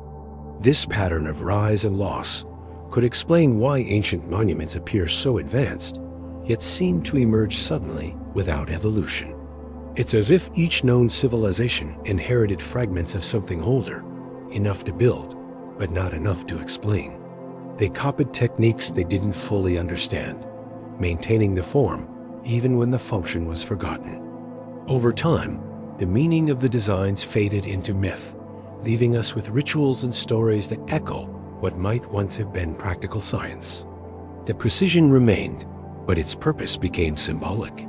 Consider the recurring motif of megalithic architecture. Enormous stones fitted together as though size itself was part of the message. To modern minds, that seems inefficient. Why use 10-ton blocks when smaller ones would do? But perhaps the choice of mass was intentional, a way to create resonance, stability, or energetic balance. Large stones retain heat, conduct vibration differently, and endure longer. If the builders understood those properties, their preference for size makes sense. They were building for eternity, not convenience. There's also evidence that many of these sites share specific geometric ratios that relate to sound frequencies. At certain temples, sound behaves unusually. Chants or claps echo at harmonic intervals, amplifying in ways that can't be explained by accident. The Temple of the Sun at Machu Picchu, for instance, resonates when struck, producing tones that match known frequencies of human vocal range. It's possible that these places were designed not only to stand, but to sing. Sound could have been part of their function. Perhaps for ceremony, perhaps for healing, perhaps simply to connect the human voice with the natural vibrations of the earth. If that's true, then the lost engineers weren't just builders. They were acousticians, astronomers, and mathematicians all at once. Their skill was holistic. They understood that everything, stone, sound, light, and life, is interconnected. To build a structure that harmonized with those elements was to participate in the order of the universe. That's not mysticism. It's observation elevated to art. We often assume that progress moves in one direction, but maybe it moves in cycles. Maybe civilizations rise to great understanding, then fall, leaving behind monuments as reminders that it's possible to live in harmony with forces larger than ourselves. Each new age rediscovers part of that wisdom, building again, forgetting again in a rhythm that mirrors the tides or the turning of the stars. The lost engineers of the world might not have vanished entirely. They might simply be the parts of ourselves we've forgotten how to access. The patient, attentive, reverent part that builds not just to function, but to align with the eternal. When you walk through one of these ancient sites, the feeling is unmistakable. There's a stillness that doesn't come from emptiness, but from balance. The stones feel alive, responsive, almost aware.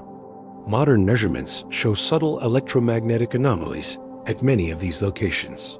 Small variations in the Earth's magnetic field that could affect how we perceive space. The ancients may have noticed these effects naturally without instruments, sensing where the Earth's energy flowed most strongly and building in those places. Whether through intuition or inherited knowledge, they seem to have known how to choose locations where the sky and ground interacted most vividly. If we could ask them what they were doing, what they were building for, they might not have used our vocabulary. They might not have said engineering or geometry. They might have said balance.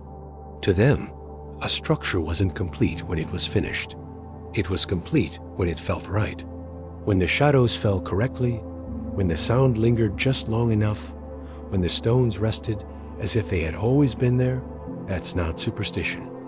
That's sensitivity, a form of understanding that goes beyond numbers and enters intuition. And maybe that's why their works endure. They were not forced into existence. They were grown into it, built with an awareness of gravity, temperature, and alignment that made them part of the landscape rather than separate from it. Modern engineers build to resist nature. Ancient ones built to belong to it. The result is longevity that feels almost supernatural, but may simply be the result of deep harmony. It's easy to romanticize the past, but the evidence speaks for itself. Our modern buildings crumble within centuries, while theirs stand after millennia. Our technologies depend on constant maintenance. Theirs rely on simplicity perfected.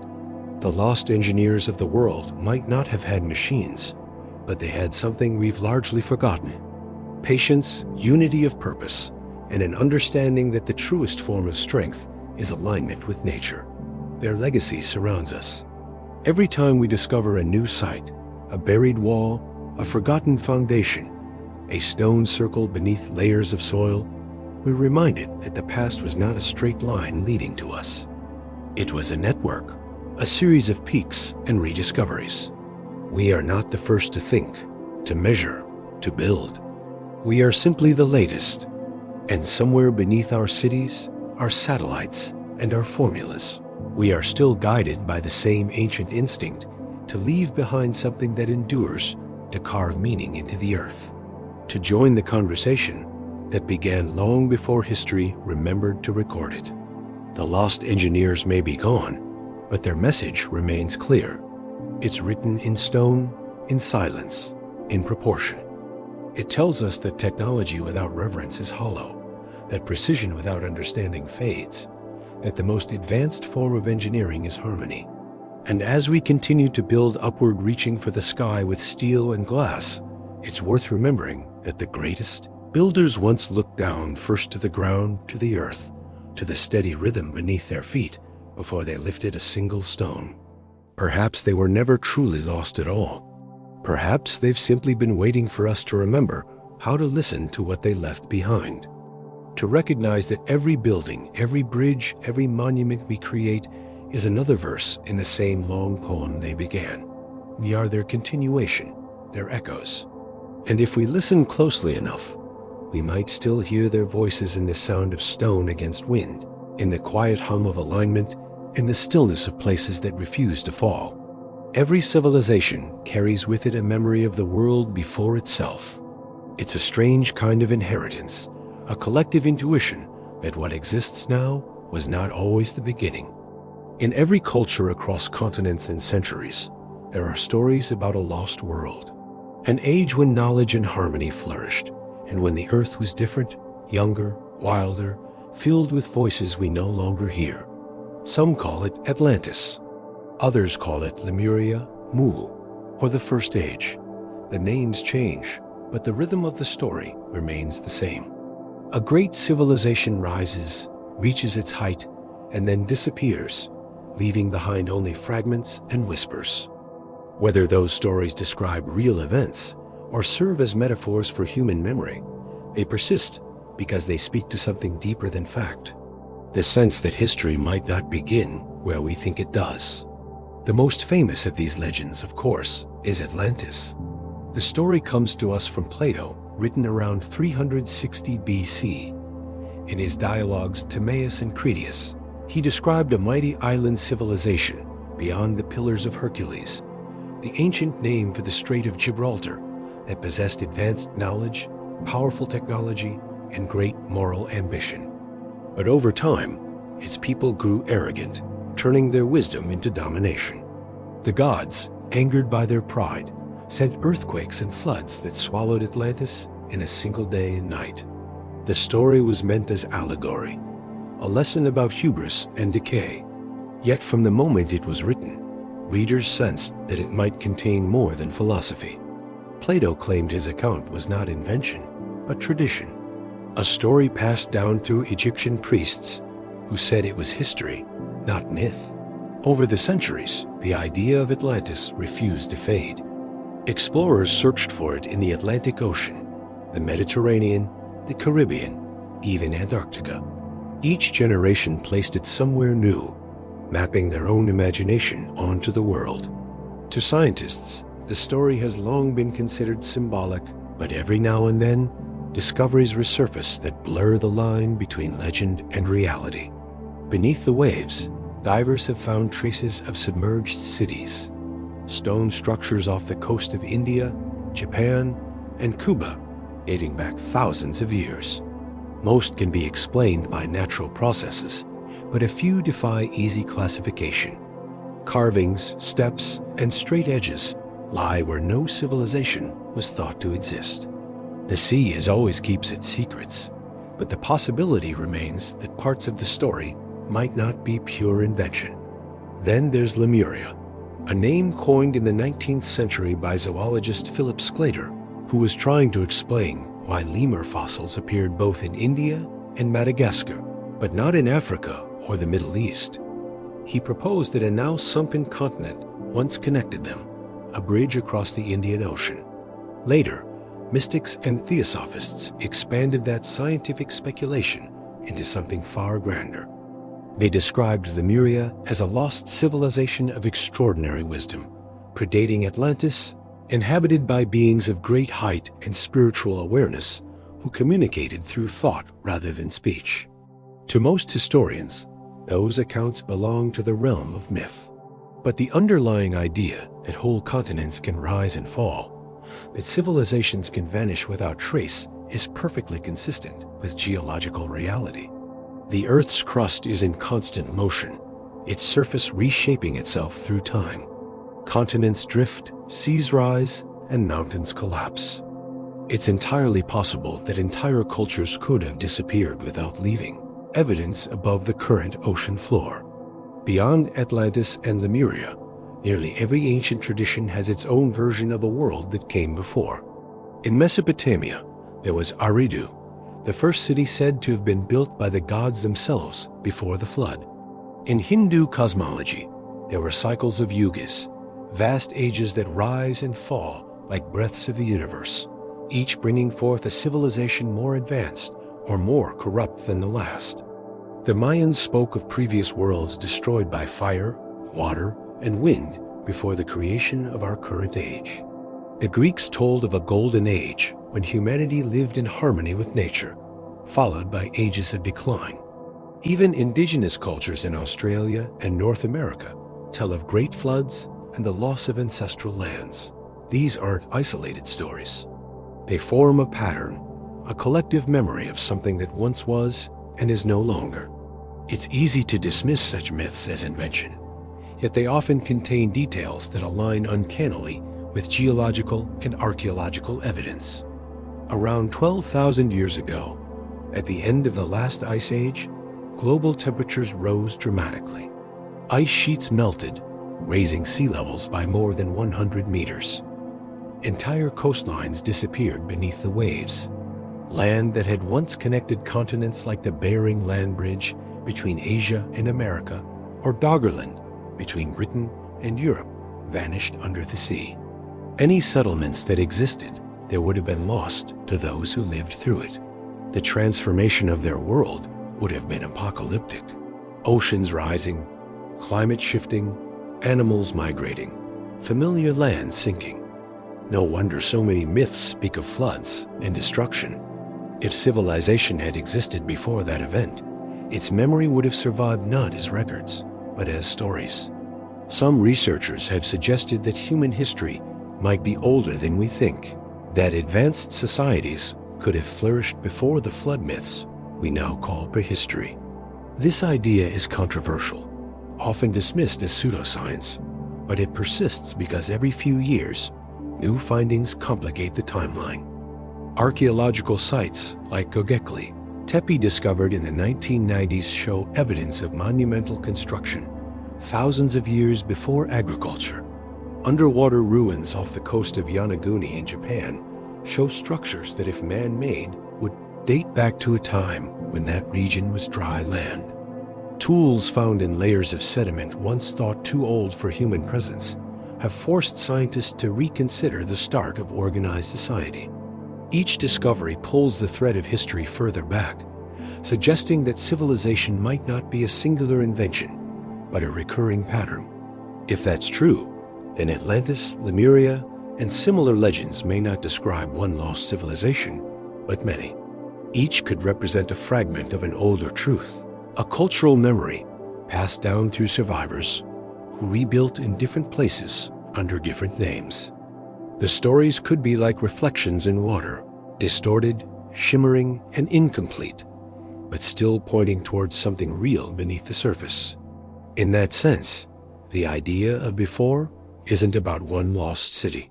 It's about the human recognition that we are not the first. There's something deeply comforting about that thought, and also something unsettling.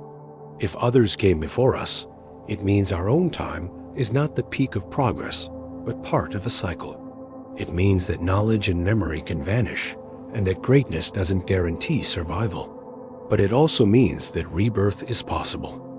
That after every collapse, something remains, waiting to be rediscovered. The ruins we uncover today could be the foundation stones of lessons already learned and forgotten. Modern science, cautious as it must be, tends to separate myth from fact. But perhaps they're two sides of the same coin. Myth preserving emotion and meaning, science preserving measurement and proof. When both align, a fuller picture emerges. For example, genetic studies show that human populations bottlenecked around the time of the last glacial maxima, suggesting that our species came close to extinction before rebounding. That could easily explain why flood myths appear globally. Different groups remembering the same event from different vantage points. The details differ, but the core memory remains. A world destroyed and remade. Some of the imagery in these myths feels metaphorical, yet it might encode real observations. The sinking of Atlantis could describe the submergence of coastal cities after the rapid melting of ice sheets. The fire that fell from the sky in Hindu and Native American stories might record comet impacts or volcanic eruptions. The pillars of light and gods descending could represent meteors, auroras, or the sudden brightness of Venus at dawn. What we call myth could be ancient eyewitness testimony preserved in symbolic language. And what we call legend might simply be memory translated across generations that lack the vocabulary of science. The idea of lost continents like Lemuria also finds strange echoes in the geological record. While no single landmass matches its description, there have been submerged microcontinents, fragments of crust like Zealandia near New Zealand, or the Kerguelen Plateau in the southern Indian Ocean that once stood above sea level before sinking. These discoveries remind us that the Earth's surface is not fixed.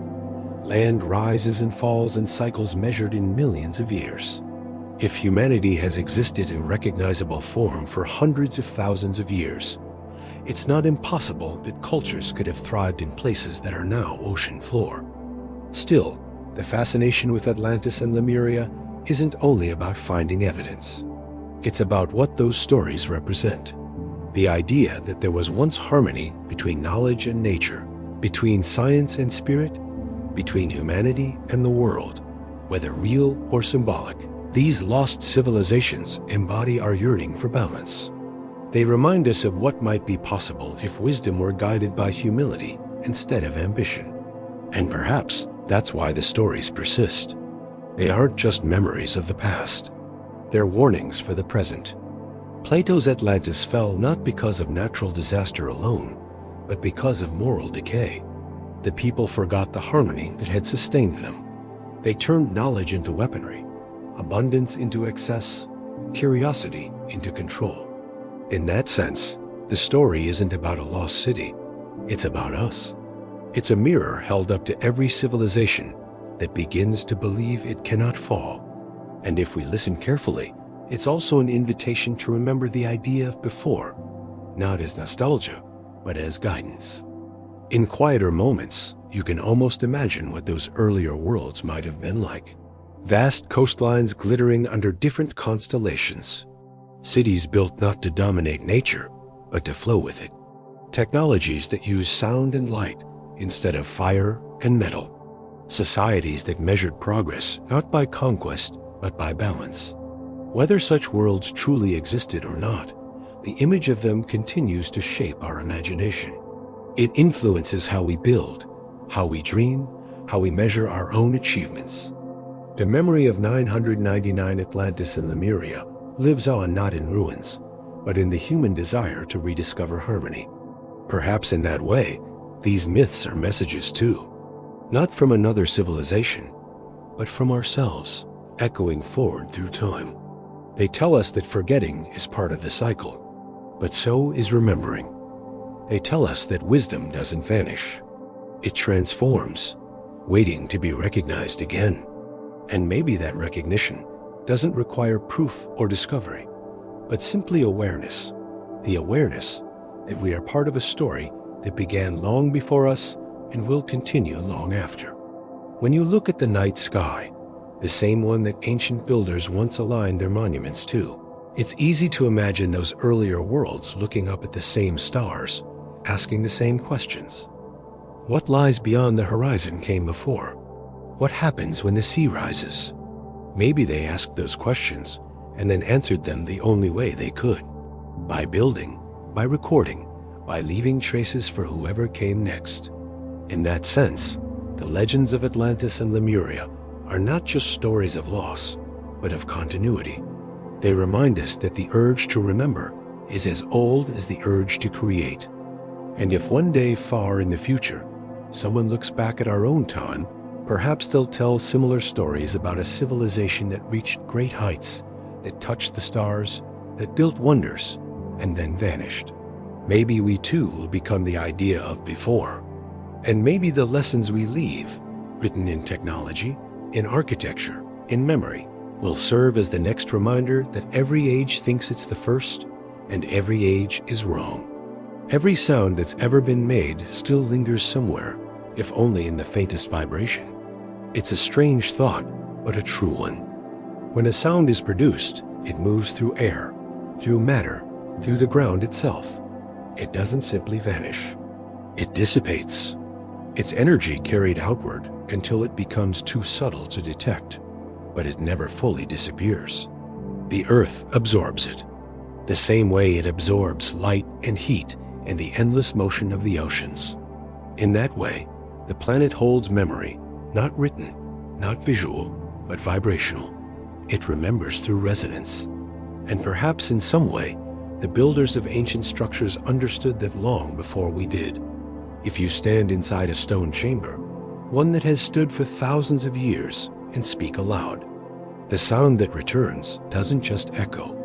It behaves differently. It feels weighted, as if the walls themselves are responding. Some places amplify whispers until they seem to fill the air. Others cancel sound almost entirely, leaving an uncanny silence that feels alive. These not random effects. They result from shape, dimension, and material, the invisible mathematics of acoustics. Ancient builders may not have had our vocabulary for it, but they knew it by experience. They felt how stone holds vibration, how air moves through narrow passages, how sound bends around curves. They built for resonance as much as for space. At sites like Newgrange in Ireland, Stonehenge in England, Chavin del Huantar in Peru, and the Hypogeum of Cal Saflin in Malta, researchers have discovered remarkable acoustic properties. In the Maltese Hypogeum, a subterranean complex carved over 5,000 years ago, certain chambers resonate at frequencies around 110 Hz, a low tone that interacts with the human body, causing sensations of calm, focus, or even altered awareness. When sound is produced at that pitch, the walls seem to hum. The resonance amplifies so powerfully that a single voice can fill the entire space, vibrating not just through air, but through bone. Some archaeologists believe this was intentional, that ceremonies that were designed to use sound as a tool for transformation. The same is true at Chavin de Huantar, high in the Peruvian Andes. This temple complex, over 3,000 years old, contains narrow stone corridors that twist and turn like a labyrinth. When conch shells are blown in specific chambers, the sound reverberates through the passageways, creating tones that seem to come from everywhere at once. To the ancient visitors, it must have felt as though the temple itself was speaking. That effect isn't coincidence, it's design. The builders understood how to shape space so that sound behaved like water, flowing and reflecting, merging and splitting. The result wasn't just architecture. It was communication between matter and energy, a literal encoding of frequency. These patterns appear again and again. In Egypt, the Great Pyramid's internal chambers vibrate when struck, producing subtle but measurable tones that align with harmonic frequencies found in music. In the Mayan city of Palenque, a whisper from one end of a corridor can be heard clearly at the other, hundreds of feet away. The temple of Kukulkan at Chichen Itza transforms a clap into the chirp of the sacred Quetzal bird, matching its exact pitch. These effects might seem like coincidences, but they are too consistent, too specific to be accidental. Across time and distance, builders were using the same principles, shaping stone to speak in sound. It's possible that they were exploring what we now call cymatics, the study of how sound vibrations shape matter. Modern experiments show that when sand or liquid is exposed to sound at specific frequencies, it forms intricate geometric patterns. Circles, hexagons, spirals, mandalas, all generated by vibration. The higher the frequency, the more complex the pattern. Ancient builders observing similar effects in their world may have realized that sound could organize chaos into order. A drum beat, a chant, a tone, all could bring structure to matter. If that idea seems abstract, consider that we already use sound for precision in modern technology. Ultrasound cleans delicate surfaces. Sonic waves shape materials in laboratories. Even our understanding of the universe describes matter as vibration at different frequencies. Everything resonates from atoms to galaxies. The ancients may have known this not through theory, but through direct observation. Through their hands, their ears, their bodies attuned to the world. If sound can shape matter, then structures built to amplify or manipulate sound are not just spaces. They are instruments. They encode frequency the way writing encodes thought. To enter them is to enter a language made of vibration rather than words. Perhaps that's why ancient ceremonies involved chanting, drumming, or singing. The participants weren't performing for gods.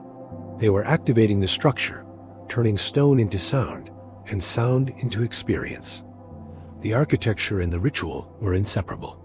One physical, one ephemeral, each completing the other. There's evidence that ancient people understood resonance on levels, both physical and symbolic. Many cultures describe the origin of creation as sound, a word, a tone, a vibration that called the universe into being. In Hindu tradition, it is Om, the primordial sound from which existence unfolded. In Egyptian cosmology, the god Thoth speaks the world into existence. In Christianity, Creation begins with the phrase, "Let there be light," a spoken command. The pattern repeats across belief systems. Sound is genesis, vibration is source. It's not difficult to imagine that the same principle guided architecture. To build with resonance was to echo creation itself, to bring harmony from stillness.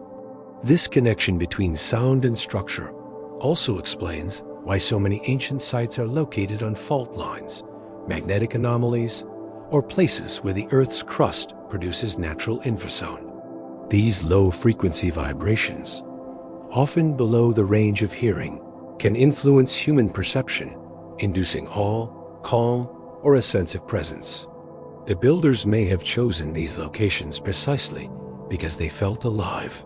The Earth's own hum, the subtle tremors of its tectonic rhythm, could interact with the frequencies generated within the monuments. In other words, the planet was part of the instrument. The structures didn't just sit upon the Earth, they played it. Modern seismology confirms that the Earth constantly vibrates even without earthquakes. It produces a continuous low-frequency resonance, a global hum. This vibration caused by waves in the atmosphere and oceans oscillates at around 10 millihertz. We can't hear it, but we can measure it.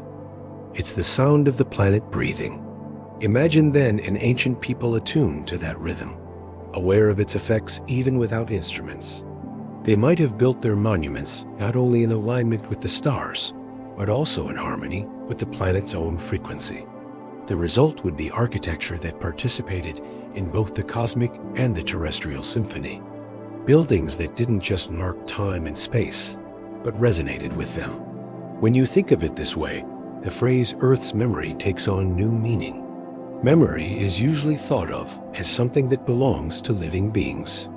Neurons firing, patterns stored and recalled. But on a larger scale, the planet remembers too. It records through layers of sediment, through ice cores, through the magnetic stripes on the ocean floor. It remembers in fossils, in minerals, and vibrations that ripple through its crust. Every earthquake, every heartbeat of sound leaves a trace. If humans have existed for hundreds of thousands of years, then the Earth has recorded every footstep, every voice, every drum beat, not in the way we record sound, but as infinite decimal changes in energy and matter. To build with stone, to make it vibrate intentionally, could be seen as writing in that medium. It's as if the builders were inscribing messages not on the surface of the planet, but into its frequency itself. Scientists studying ancient tools have noticed something curious. Certain materials like quartz produce small electrical charges when compressed or struck, a property known as piezoelectricity. Quartz is abundant in granite, sandstone, and other stones used in ancient monuments. When sound waves or pressure move through such material, they generate subtle electrical fields. That means a chanting crowd, a drum beat, or even the heat of the sun expanding the stone could cause measurable energy shifts. These effects are tiny but consistent. If the ancients noticed them, the faint glow, the static, the pulse, they might have associated it with life, spirit, or power. They might have learned to enhance it through shape and resonance, creating spaces that amplified the Earth's natural charge. It's a fascinating possibility that ancient structures were more than symbols. They were functional devices designed to interact with energy fields, to store or release vibration, to tune the environment. Modern science is only beginning to explore how sound, frequency, and electromagnetism interact in complex systems. But the idea that ancient builders might have experimented with those forces, using intuition and experience, isn't far-fetched. They lived in constant sensory contact with their environment, aware of subtleties we've learned to filter out. They didn't measure with instruments, but with attention.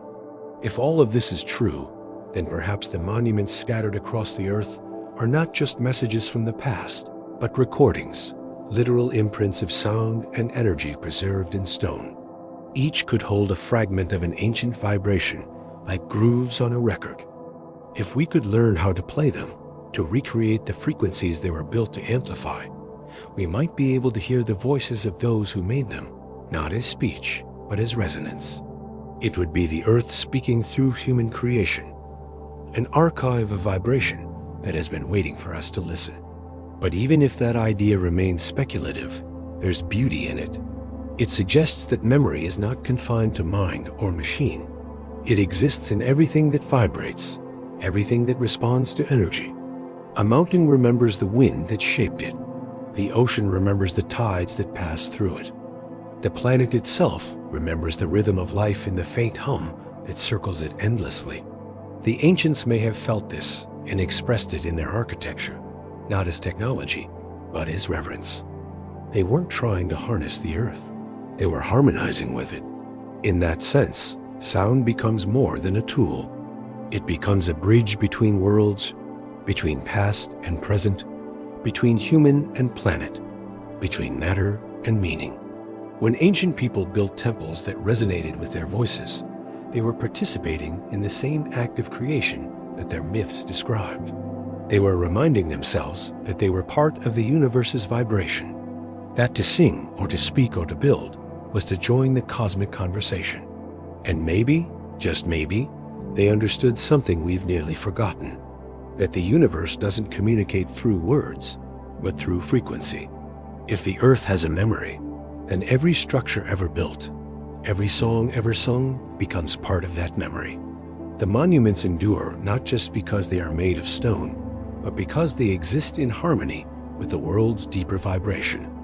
They are sustained by the same frequencies that move through the ground and the air and the human heart. In that way, the builders achieve something profound. They wrote themselves into the planet's song. Perhaps that's what we're rehearing when we visit these places and feel the strange stillness that seems to hum just below silence. It isn't just imagination, it's resonance, the lingering echo of intention vibrating through the centuries. And as long as the stones stand, the message continues repeating softly through the earth's endless memory. When people look at ancient ruins, they tend to divide into two kinds of thinkers.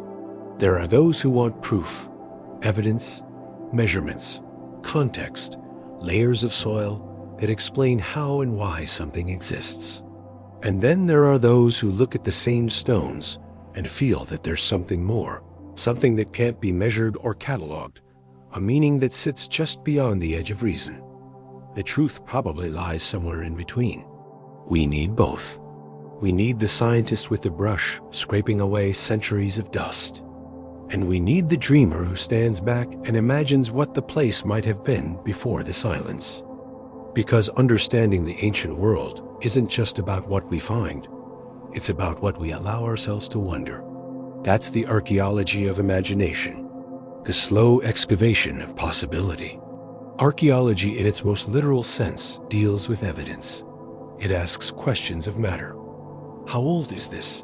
What tool carved it? What people left it behind? But evidence by itself can only tell part of the story. The rest requires interpretation. And interpretation, whether we admit it or not, is a creative act. Every reconstruction, every museum display, every theory about the purpose of a monument is partly science and partly storytelling. We fill in gaps with our best guesses, shaped by our own time and culture. The same site can be seen as a temple, an observatory, or a calendar, depending on who's looking. The stones themselves don't change, but our understanding does. That doesn't mean archaeology is untrustworthy. It means it's alive. The past isn't a static thing waiting to be revealed. It's a conversation between what was and what we believe it could have been. Each discovery adds a new piece to the puzzle, but the full picture remains elusive. The danger comes when we mistake our current version of the story for the final one. History has a way of humbling certainty.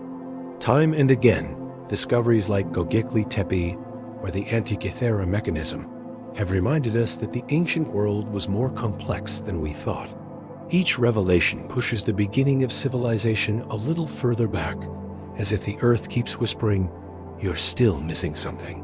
The archaeology of imagination begins where traditional evidence runs out. It's the part that asks, What if? What if there were civilizations we then never found because their remains lie beneath the sea or have turned to dust? What if the knowledge encoded in myth and symbol isn't metaphorical, but historical, just written in a different language? What if the builders of megaliths and pyramids were not anomalies, but inheritors of forgotten wisdom? These questions can't be proven easily, but they open doors in the mind. They remind us that mystery has value, not because it gives easy answers, but because it expands the space in which understanding can grow. For centuries, science and imagination have been treated as opposites. One deals in evidence, the other in dreams. Yet, every great discovery begins with imagination. Before the first fossil was named, someone had to imagine that creatures might have existed before humans. Before the first star was mapped, someone had to imagine that the night sky followed order. Even the concept of deep time, the idea that the Earth is billions of years old, was once a leap of imagination. Evidence came later. What we now call fact often begins as wonder. When we apply that to the study of ancient structures, something interesting happens. Instead of seeing them as static relics, we begin to see them as living ideas. They become mirrors for our own perception. Each generation looks at the same stones and sees its own reflection. In the 19th century, people saw temples and tombs, symbols of religion and power. In the 20th, they saw calendars, observatories, and proto-scientific instruments. In our century, we see energy, resonance, and networks of knowledge. None of these interpretations are wrong, but none are complete either. They show how the act of looking shapes what we see. This interplay between observation and imagination is not a weakness of archaeology. It's its heartbeat. The imagination doesn't replace evidence. It gives it context. It allows us to see connections that data alone can't reveal. It asks us to think not just about stones and tools, but about minds, the consciousness that placed those stones and shaped those tools. What was it like to live in a world without machines, where knowledge came from watching the stars instead of measuring them with telescopes? How did it feel to carve a monument knowing it might outlast your entire culture? What ideas were worth that kind of permanence? The answers may not be measurable, but they're essential to understanding why these structures exist at all. The imagination also allows us to question our own assumptions.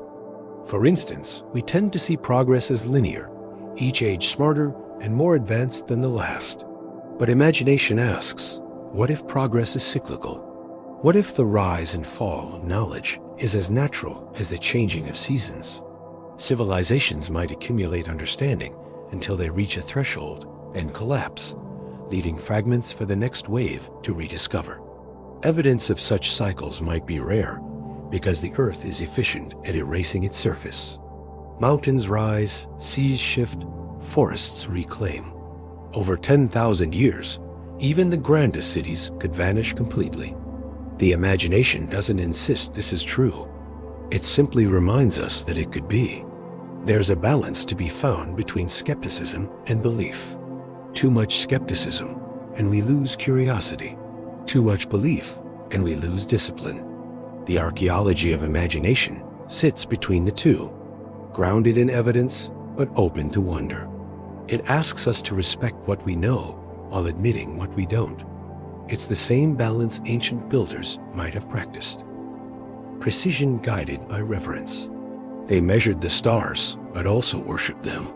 They carved stone with geometry, but infused it with spirit. They didn't divide the world into science and faith. They saw both as expressions of the same truth. Modern science often strips mystery from its subjects in pursuit of clarity. But there's value in letting some mystery remain. The unknown isn't an obstacle, it's a reservoir. It holds the potential for new understanding.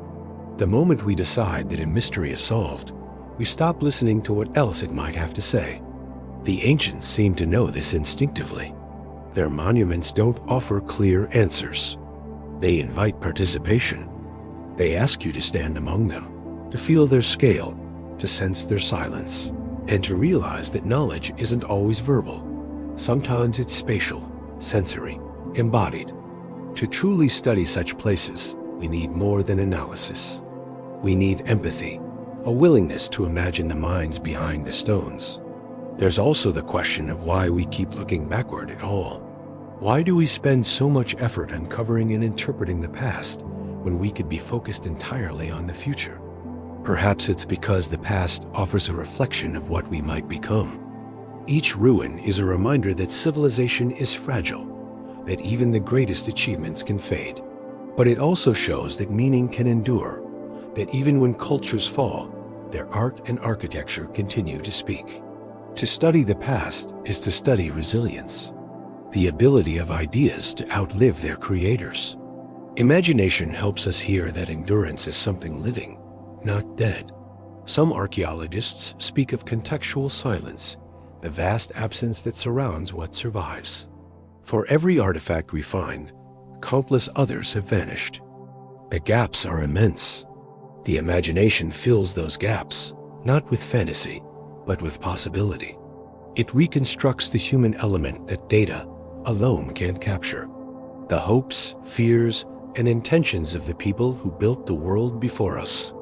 When we imagine them, we restore continuity between past and present. We stop seeing them as primitive and start recognizing them as versions of ourselves. That recognition changes how we interpret the evidence. A carving isn't just decoration, it's communication. A monument isn't just architecture, it's expression. Even the placement of stones becomes an act of thought. The imagination translates these gestures into meaning, giving us access to minds long gone. It's an act of empathy across time. Archaeology, not just of material, but of consciousness. Sometimes when archaeologists uncover a site, they find layers of rebuilding, each generation adding its own interpretation to the same foundation. A temple becomes a fortress, then a church, then a ruin. Each era sees the same stones differently, adapting them to its own story. That's what imagination does on a larger scale. It rebuilds the past in our minds layer by layer, using new understanding as mortar. The result is never final, but it's always richer. Of course, imagination can mislead too. It can turn speculation into myth, or myth into full certainty. That's why balance matters. To practice the archaeology of imagination responsibly is to remain aware of where evidence ends and creativity begins. The two must work together. Skepticism ensuring that imagination doesn't drift too far, and imagination ensuring that skepticism doesn't freeze curiosity. The healthiest inquiry is one that moves between both, like breathing. In a way, this balance mirrors the dual nature of the monuments themselves. They are both material and symbolic, both grounded and transcendent. To interpret them, we need both kinds of sight, the analytical and the intuitive.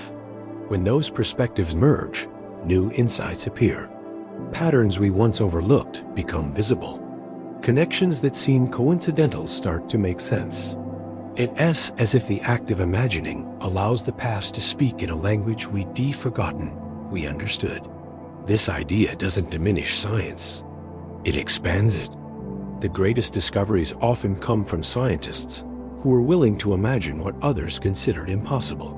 It took imagination to conceive of atoms, of gravity, of galaxies. It takes imagination to ask whether ancient builders might have known things we've only recently rediscovered, about resonance, about geometry, about the interconnectedness of life and matter. Imagination keeps science humble by reminding it that certainty is temporary. If the Earth itself holds memory, then perhaps imagination is the tool we use to read it. Each ruin is a page, each artifact a sentence, each pattern a whisper. To study them purely as objects is to read without understanding the language. Imagination teaches us to listen for tone, rhythm, emotion, the subtleties that make meaning complete. That's why when we walk among ruins, the experience feels so profound. We're not just seeing stones. We're reading the remnants of thought. In the end, the archaeology of imagination isn't about proving anything. It's about participation. It's about standing in the gap between knowledge and mystery and letting both inform each other. It's about seeing the world not as a series of facts to be cataloged, but as a story still being told. Every discovery, every hypothesis, every quiet moment spent among the remnants of the past adds another sentence to that story. And maybe that's the real message of the ancient structures we keep studying. That truth is layered. That knowledge and imagination are not opposites, but partners. The builders of old seemed to understand that. They didn't just record their understanding in numbers and shapes. They embedded wonder into the very stones. They knew that mystery itself has value. That questions are sometimes the most enduring legacy.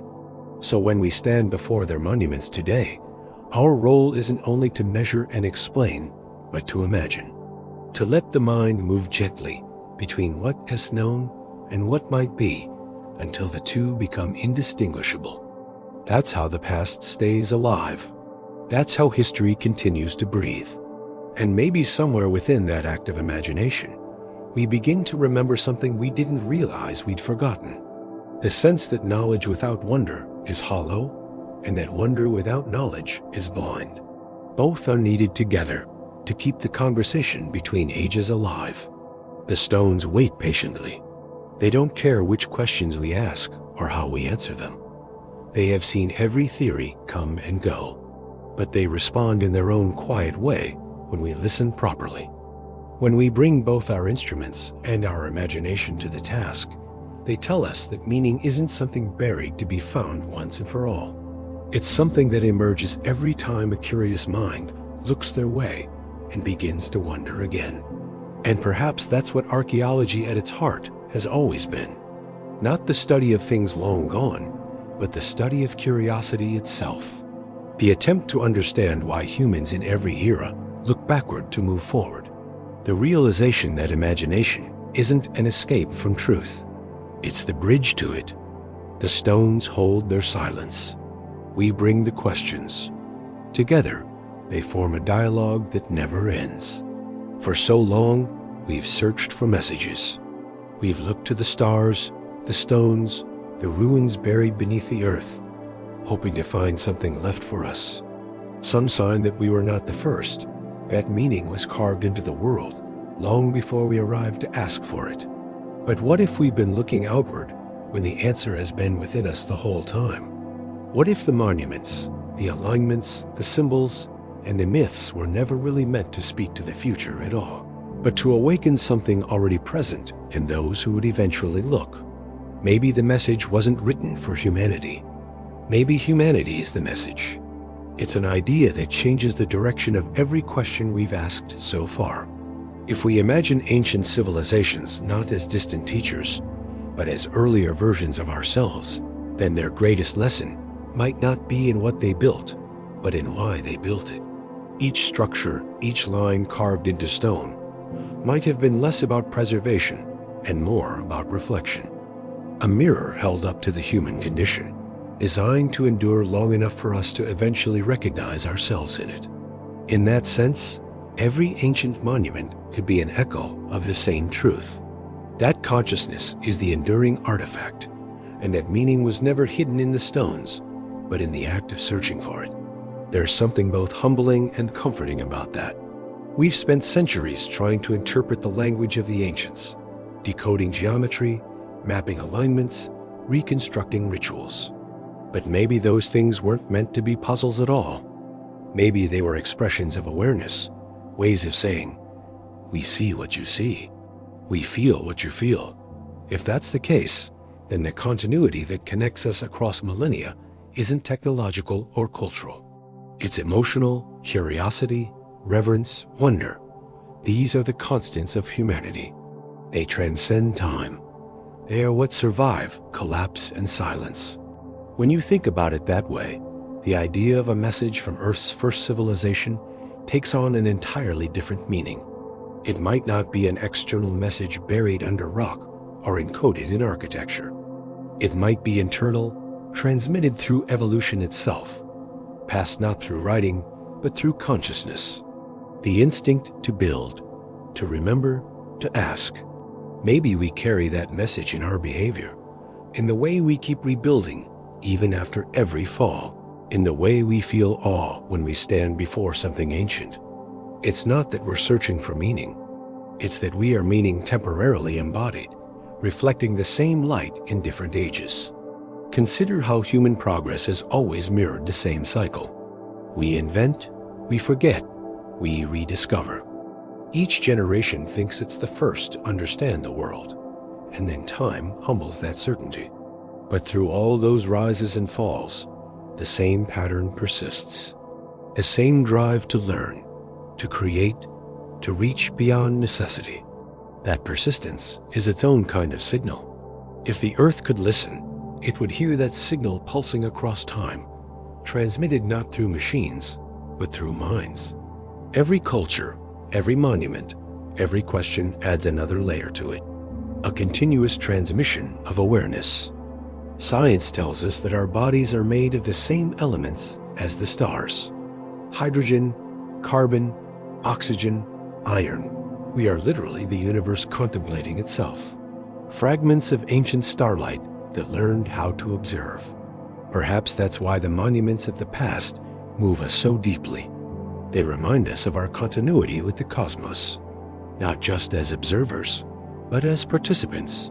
When we align stones with stars, when we measure the heavens, we're not imitating our ancestors. We're continuing their gesture, a cosmic instinct encoded in our very being. If consciousness is the thread that weaves all of history together, then perhaps the builders of the earlier structures were not trying to send us information, but resonance. They built in harmony with the world because they felt themselves as part of it. And that feeling, that sense of belonging, is the true inheritance. They might not have known our languages or technologies, but they knew the same stillness we find when we look at the night sky and realize how small we are. They knew that to build something lasting was to declare that awareness matters, that existence itself wants to be seen. What's remarkable is how persistent that impulse is. Across every culture and era, humans have created art, music, architecture, stories, not because they were necessary for survival, but because they made survival meaningful. That creative impulse is our shared signature, the mark we leave on the universe. When ancient civilizations built pyramids or carved symbols into stone, they were acting out the same instinct that drives us to send probes into space, or write books, or record our voices. All of it is the same gesture, a reaching outward, a desire to connect, to leave a trace. The form changes, the message doesn't. If that's true, then maybe we've misunderstood the idea of messages from lost civilizations. Maybe the point wasn't to preserve data, but to preserve being. The builders didn't need to tell us who they were, because we already are who they were. Every discovery, every question, every moment of awe is their voice continuing through us. The message is recursive: to exist, to wonder, to build, to remember. You can see this pattern everywhere if you look closely enough. The way a scientist studies a fossil, the way a child builds with stones at the edge of a river, the way an artist sculpts light into form, all are expressions of the same ancient instinct. Each says, I was here, but also I am part of this. We often separate ourselves from history as though the past was something behind us. But in truth, it's woven through us. The neurons that fire when we feel curiosity are the same kind that fired when the first humans looked at the stars. The sense of wonder we feel at a monument is not nostalgia. It's recognition. Perhaps that's why the search for ancient messages feels so urgent. We're not just trying to learn about the past. We're trying to confirm that our existence fits into something larger. The thought that others before us felt the same longing gives meaning to our own. It tells us that consciousness has continuity. That awareness is not an isolated spark, but part of a lineage stretching back to the beginning of life. In that way, the oldest message of all might simply be, remember that you are not separate. That realization also reframes how we think about loss. Civilizations may fall, languages may disappear, but the essence of what they were never truly vanishes. It reincarnates in new forms, in new minds. The stories of Atlantis, of Lemuria, of the first builders might not be memories of places, but of patterns. The repetition of awareness rising, expressing itself, fading and returning. The details change, but the rhythm remains. We are the latest verse in an ongoing song that began long before history and will continue long after. It's tempting to think of ourselves as different from those who came before, more advanced, more rational, more informed. But in the deepest sense, we are the same. We still gather knowledge, still make art, still build monuments. We still look to the stars and wonder who else might be listening. We are still, as ever, the universe asking itself what it means to exist. That continuity is the real heritage of the ancients. It's the invisible thread that connects the stones of Göbekli Tepe to the circuits of a satellite, the hum of a temple, to the hum of a data server, the firelight of the first storytellers, to the glow of a modern screen. When you think of it that way, it becomes difficult to draw a clear line between civilization and consciousness. Civilizations are just the visible manifestations of thought, the temporary shapes that awareness takes while it learns about itself. When they fall, the awareness remains reshaping, moving forward. The physical message, the monuments, the inscriptions may crumble, but the mental message continues in us. We are in effect the memory of the earth, the means by which it contemplates and remembers itself. The idea that humans are the message also transforms how we see time. Instead of history as a straight line from past to future, it becomes a continuum of awareness, looping back on itself. The ancients may have intuited this. Their calendars were cyclical, their cosmology circular. They didn't see time as a progression, but as a rhythm, a pulse that repeats endlessly. Each beat slightly different, but fundamentally the same. Within that rhythm, humanity reappears again and again, rediscovering what it once knew. Perhaps the builders of the earliest monuments understood that they couldn't send a message forward in words, but they could build one into the pattern itself. By aligning their works with the stars, they ensured that the same configurations would eventually reappear, that new eyes would one day see what they had seen. In that moment of recognition, the message would be delivered not through speech, but through synchronicity. It's possible that this is happening right now. As we uncover ancient sites, decode forgotten languages, and trace our lineage back through DNA, we are unknowingly activating the very message we were meant to find. The awareness of continuity. The realization that we've been here before, in different forms, under different skies, asking the same questions. That awareness doesn't diminish mystery. It deepens it. It shows that our curiosity is not just a human trait, but a cosmic one, part of the universe's instinct to understand itself. If that's true, then perhaps the real question isn't what the first civilization was trying to tell us, but what we are now saying back. Every generation contributes to the dialogue. Our cities, our art, our technology, all of it becomes part of the same message, written in new materials, transmitted in new frequencies.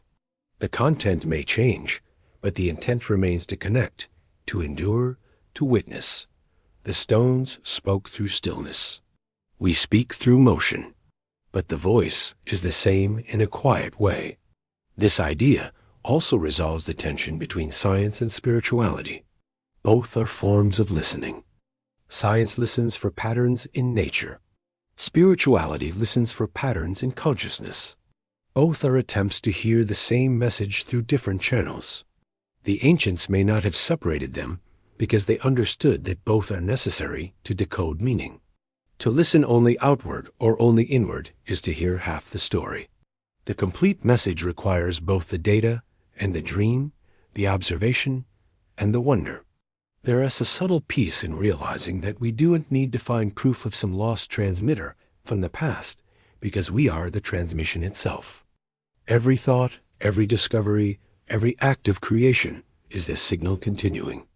The monuments may have been the first amplifiers of that signal, but it's humanity that carries it forward. When we study them, when we feel awe in their presence, when we build upon their mystery, we complete the circuit. We become the receivers and the senders at once. Perhaps that's what the ancients meant by eternity. Not an unending stretch of time, but the endless conversation between consciousness and creation. To exist is to participate in that exchange. The message doesn't need to be written because it is lived. Every breath, every idea, every moment of awareness is another syllable in it. If we are the message, then the purpose of all this, the searching, the building, the remembering is not to reach an answer, but to sustain the dialogue. The message is curiosity itself, looping through time, ensuring that awareness never stagnates. It grows, adapts, reawakens, and through it, the universe continues to know itself in new ways. Maybe that's what the builders of the ancient world understood better than we do. They didn't carve instructions or histories because they knew those would fade. They carved symbols of pattern, proportion, alignment, universals that would speak to any mind capable of recognition. They trusted that whoever came next would not just see their work, but feel it, understand it without translation. That feeling, that moment of shared recognition across ages, is the message fulfilled. And perhaps it is still being fulfilled quietly every time someone stands before a monument and feels something they can't quite explain. A stillness, a sense of connection, a moment when time folds and for an instant, the distance between now and then disappears. In that space, awareness meets itself. The past and present become one, and the message continues not as words, but as realization. If that's what all of this has been about, the searching, the alignment, the remembering, then maybe we've already received what we were meant to find. Not an artifact or a code, but understanding. The knowledge that to be human is to carry forward the same consciousness that built the first stones, asked the first questions, dreamed the first dreams. We are not the recipients of the message. We are its continuation. And so the search goes on, not to find something lost, but to recognize something constant. Every discovery, every new question, every quiet moment of wonder adds another echo to the same infinite conversation. The monuments endure because the message endures. It was never written to be read. It was written to be remembered by being lived. There's a moment that comes after every discovery, every act of creation, every rise and fall of a civilization. A pause. It's not the end. It's not even absence. It's the stillness that follows sound, the silence that waits between one heartbeat and the next. The earth knows that rhythm well. It has lived through ages of movement and ages of quiet, through empires rising like waves and receding again into the long patience of the sea. In that silence, it remembers. It stores the echoes of everything that has ever been built, spoken, or dreamed. The silence between civilizations is not emptiness. It's the planet taking a breath. When we look at history, we tend to focus on the moments of noise. The building, the conquest, the invention, the flourishing. But those moments are brief. The greater part of time is spent in silence, in the long intervals when the earth reclaims what was made and prepares for what will come next. The ruins we uncover are the punctuation marks in that quiet story. They remind us that even the loudest ages eventually fall silent, and that silence, too, is part of the message. If you stand in a place that was once alive with human sound, a temple, a city, a field of abandoned stones, you can still feel something moving in the quiet. The air carries memory, faint but persistent. It is as if the ground beneath your feet is still listening for the voices that used to fill it. Wind passes through broken doorways, echoing where music once played. The rhythm of footsteps, the murmur of language, the hum of work, all of it dissolves into a kind of resonance that never fully fades. The silence isn't empty. It's saturated with what came before. It's what remains when time exhales. There's a special kind of peace in recognizing that the Earth is always listening. Civilizations may vanish, but their vibrations continue, absorbed into the planet's long memory. Every structure that crumbles becomes part of the soil. Every voice that fades becomes part of the air. Over eons, those traces blend, forming layers of unseen history that shape the future in ways we can't perceive. The silence between civilizations isn't the end of their stories. It's the space where their stories become part of the Earth's own. Perhaps that's why silence feels so alive in ancient places. It isn't just the absence of sound. It's the presence of waiting. The planet is patient. It doesn't rush to replace what's gone. It lets things rest, decompose, merge, and transform. What we see as decay, it experiences as renewal. Every ruin becomes a seed. Every fallen wall enriches the ground that will one day hold something new. The Earth never stops building. It simply shifts its medium. One age constructs in stone, another in soil, another in thought. The continuity is unbroken, even when no one is there to see it. It's easy to forget that silence is what allows everything else to be heard. Without it, there would be no rhythm, no distinction, no meaning. In music, silence gives shape to sound. In language, pauses give clarity to words. In civilization, the quiet intervals between ages give depth to history. If the Earth had spoken continuously, we might never have learned to listen. But because it falls silent, we have time to reflect, to notice, to wonder. In that sense, the spaces between civilizations are as vital as the civilizations themselves. They are the Earth's way of balancing motion and stillness. When the world grows too loud, it finds a way to restore quiet. Through collapse, through change, through transformation that seems destructive, but is in truth regenerative. Forests return where cities fall. Rivers reshape where walls crumble. Silence is the Earth's reset. It is the breathing space that keeps creation sustainable. If we think of human history as a single long conversation, then each civilization is a voice. Some speak loudly, some softly, some only for a moment. The silence between them is not interruption. It's listening. It's the pause that allows understanding to sink in before the next voice begins.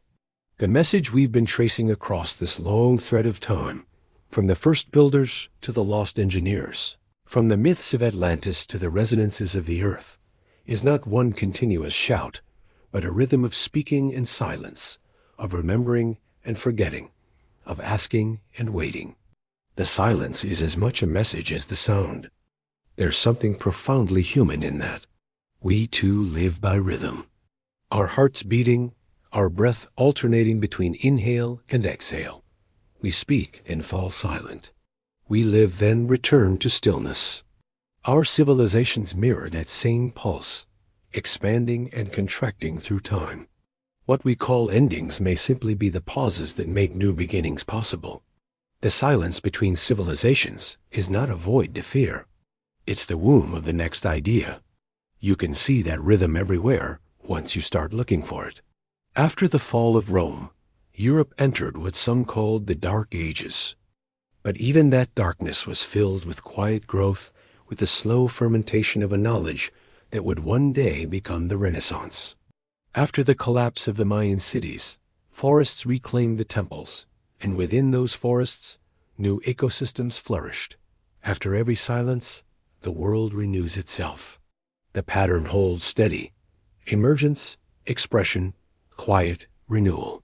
Sometimes it helps to imagine the Earth itself as the speaker and humanity as the echo. Each civilization amplifies a certain part of the planet's voice. One focused on harmony, another on invention, another on exploration. When that note has resonated long enough, the sound fades and the Earth begins a new phrase. In that sense, the silence between civilizations is not loss, but transition. The planet is shifting key, preparing for the next variation in its song. It's strange to think that our own time, with all its noise and motion, will one day become part of that silence. The buildings we think of as permanent will crumble. The languages we speak will fade. Even the data we store so carefully might vanish, leaving only faint traces in the fossil record. To future eyes, our cities might look like the ruins we study today. Fragments of ambition, echoes of belief. But that isn't cause for sadness. It's the natural rhythm of being part of a living world. Everything we build, think, and feel becomes part of the same continuum. Our noise will one day be someone else's silence. Our silence will make space for new voices to emerge. And maybe that's the deeper message of all the monuments and mysteries we've explored. That silence isn't the opposite of civilization, but its foundation. Without it, we would never have the room to dream, to begin again. The ancients built their messages in stone because they knew silence would follow, and they wanted something to remain that could bridge that gap. When we look at those stones now, we're not just seeing what they built, we're hearing what they left unsaid. The silence is the part of the message that waits for us to listen. Sometimes it's hard to hear because the modern world is so loud. We fill every moment with sound and signal, afraid of stillness. But silence is an absence. It's presence of another kind. It's what lets meaning settle. It's what connects our time to all the times that came before. When we pause long enough to listen, we begin to notice how much is still speaking. The hum of the wind, the slow rhythm of waves, the low vibration of the Earth's own rotation. The universe has never stopped communicating.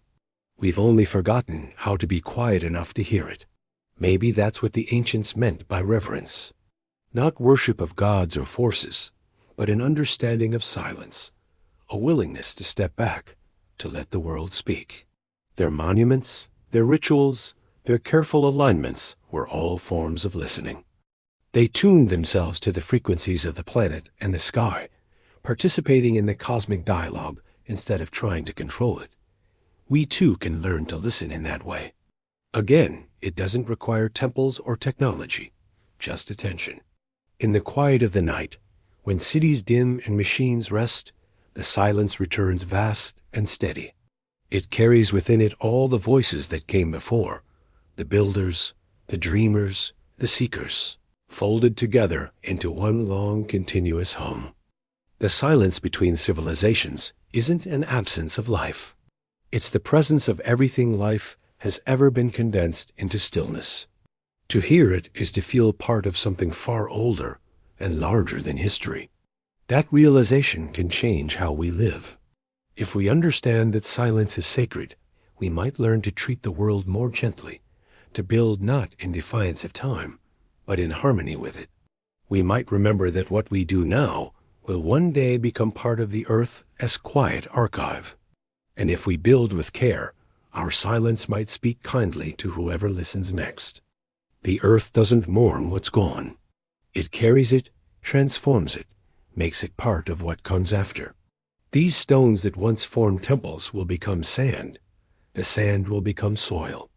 The soil will nourish new life. Even the air we breathe contains atoms that pass through countless beings before us. People, animals, plants, civilizations. The silence between ages is made of those same atoms, rearranged, waiting. In that way, nothing is truly lost. Everything simply changes form. Maybe that's why standing among ruins feels so strangely peaceful. You can sense the continuity in the stillness. The way the past hasn't ended, only quieted. You can almost feel the next beginning forming in that silence. Invisible, but inevitable. The air feels full, not empty. The ground feels alive, not abandoned. This silence between civilizations is the sound of renewal preparing itself. So perhaps the question was never what the ancients wanted to tell us, but how we choose to listen. If we can hear the silence, really hear it, we might understand that it holds all the messages we've been searching for. It contains the memory of what was, the possibility of what will be, and the steady presence of what always is. It tells us that every civilization, every human life, every heartbeat is part of one continuous rhythm that never stops, only changes tempo. And maybe as the night settles and the noise of our own age softens, we can take comfort in knowing that we're part of that rhythm. That when our time falls quiet, it won't be an end, but a continuation of the same ancient silence that once followed the builders of pyramids, the thinkers of temples, the dreamers of stars will join that silence. And through it, our own message will remain, not in words or monuments, but in the invisible pulse of awareness that connects everything that has ever been awake enough to wonder. The silence between civilizations is the earth listening to itself, remembering itself, preparing to speak again. And somewhere within that quiet, humanity waits. Not apart from the story, but within it, another voice in the long conversation between the world and its own memory. If you're listening now, you're already part of that silence. You always have been,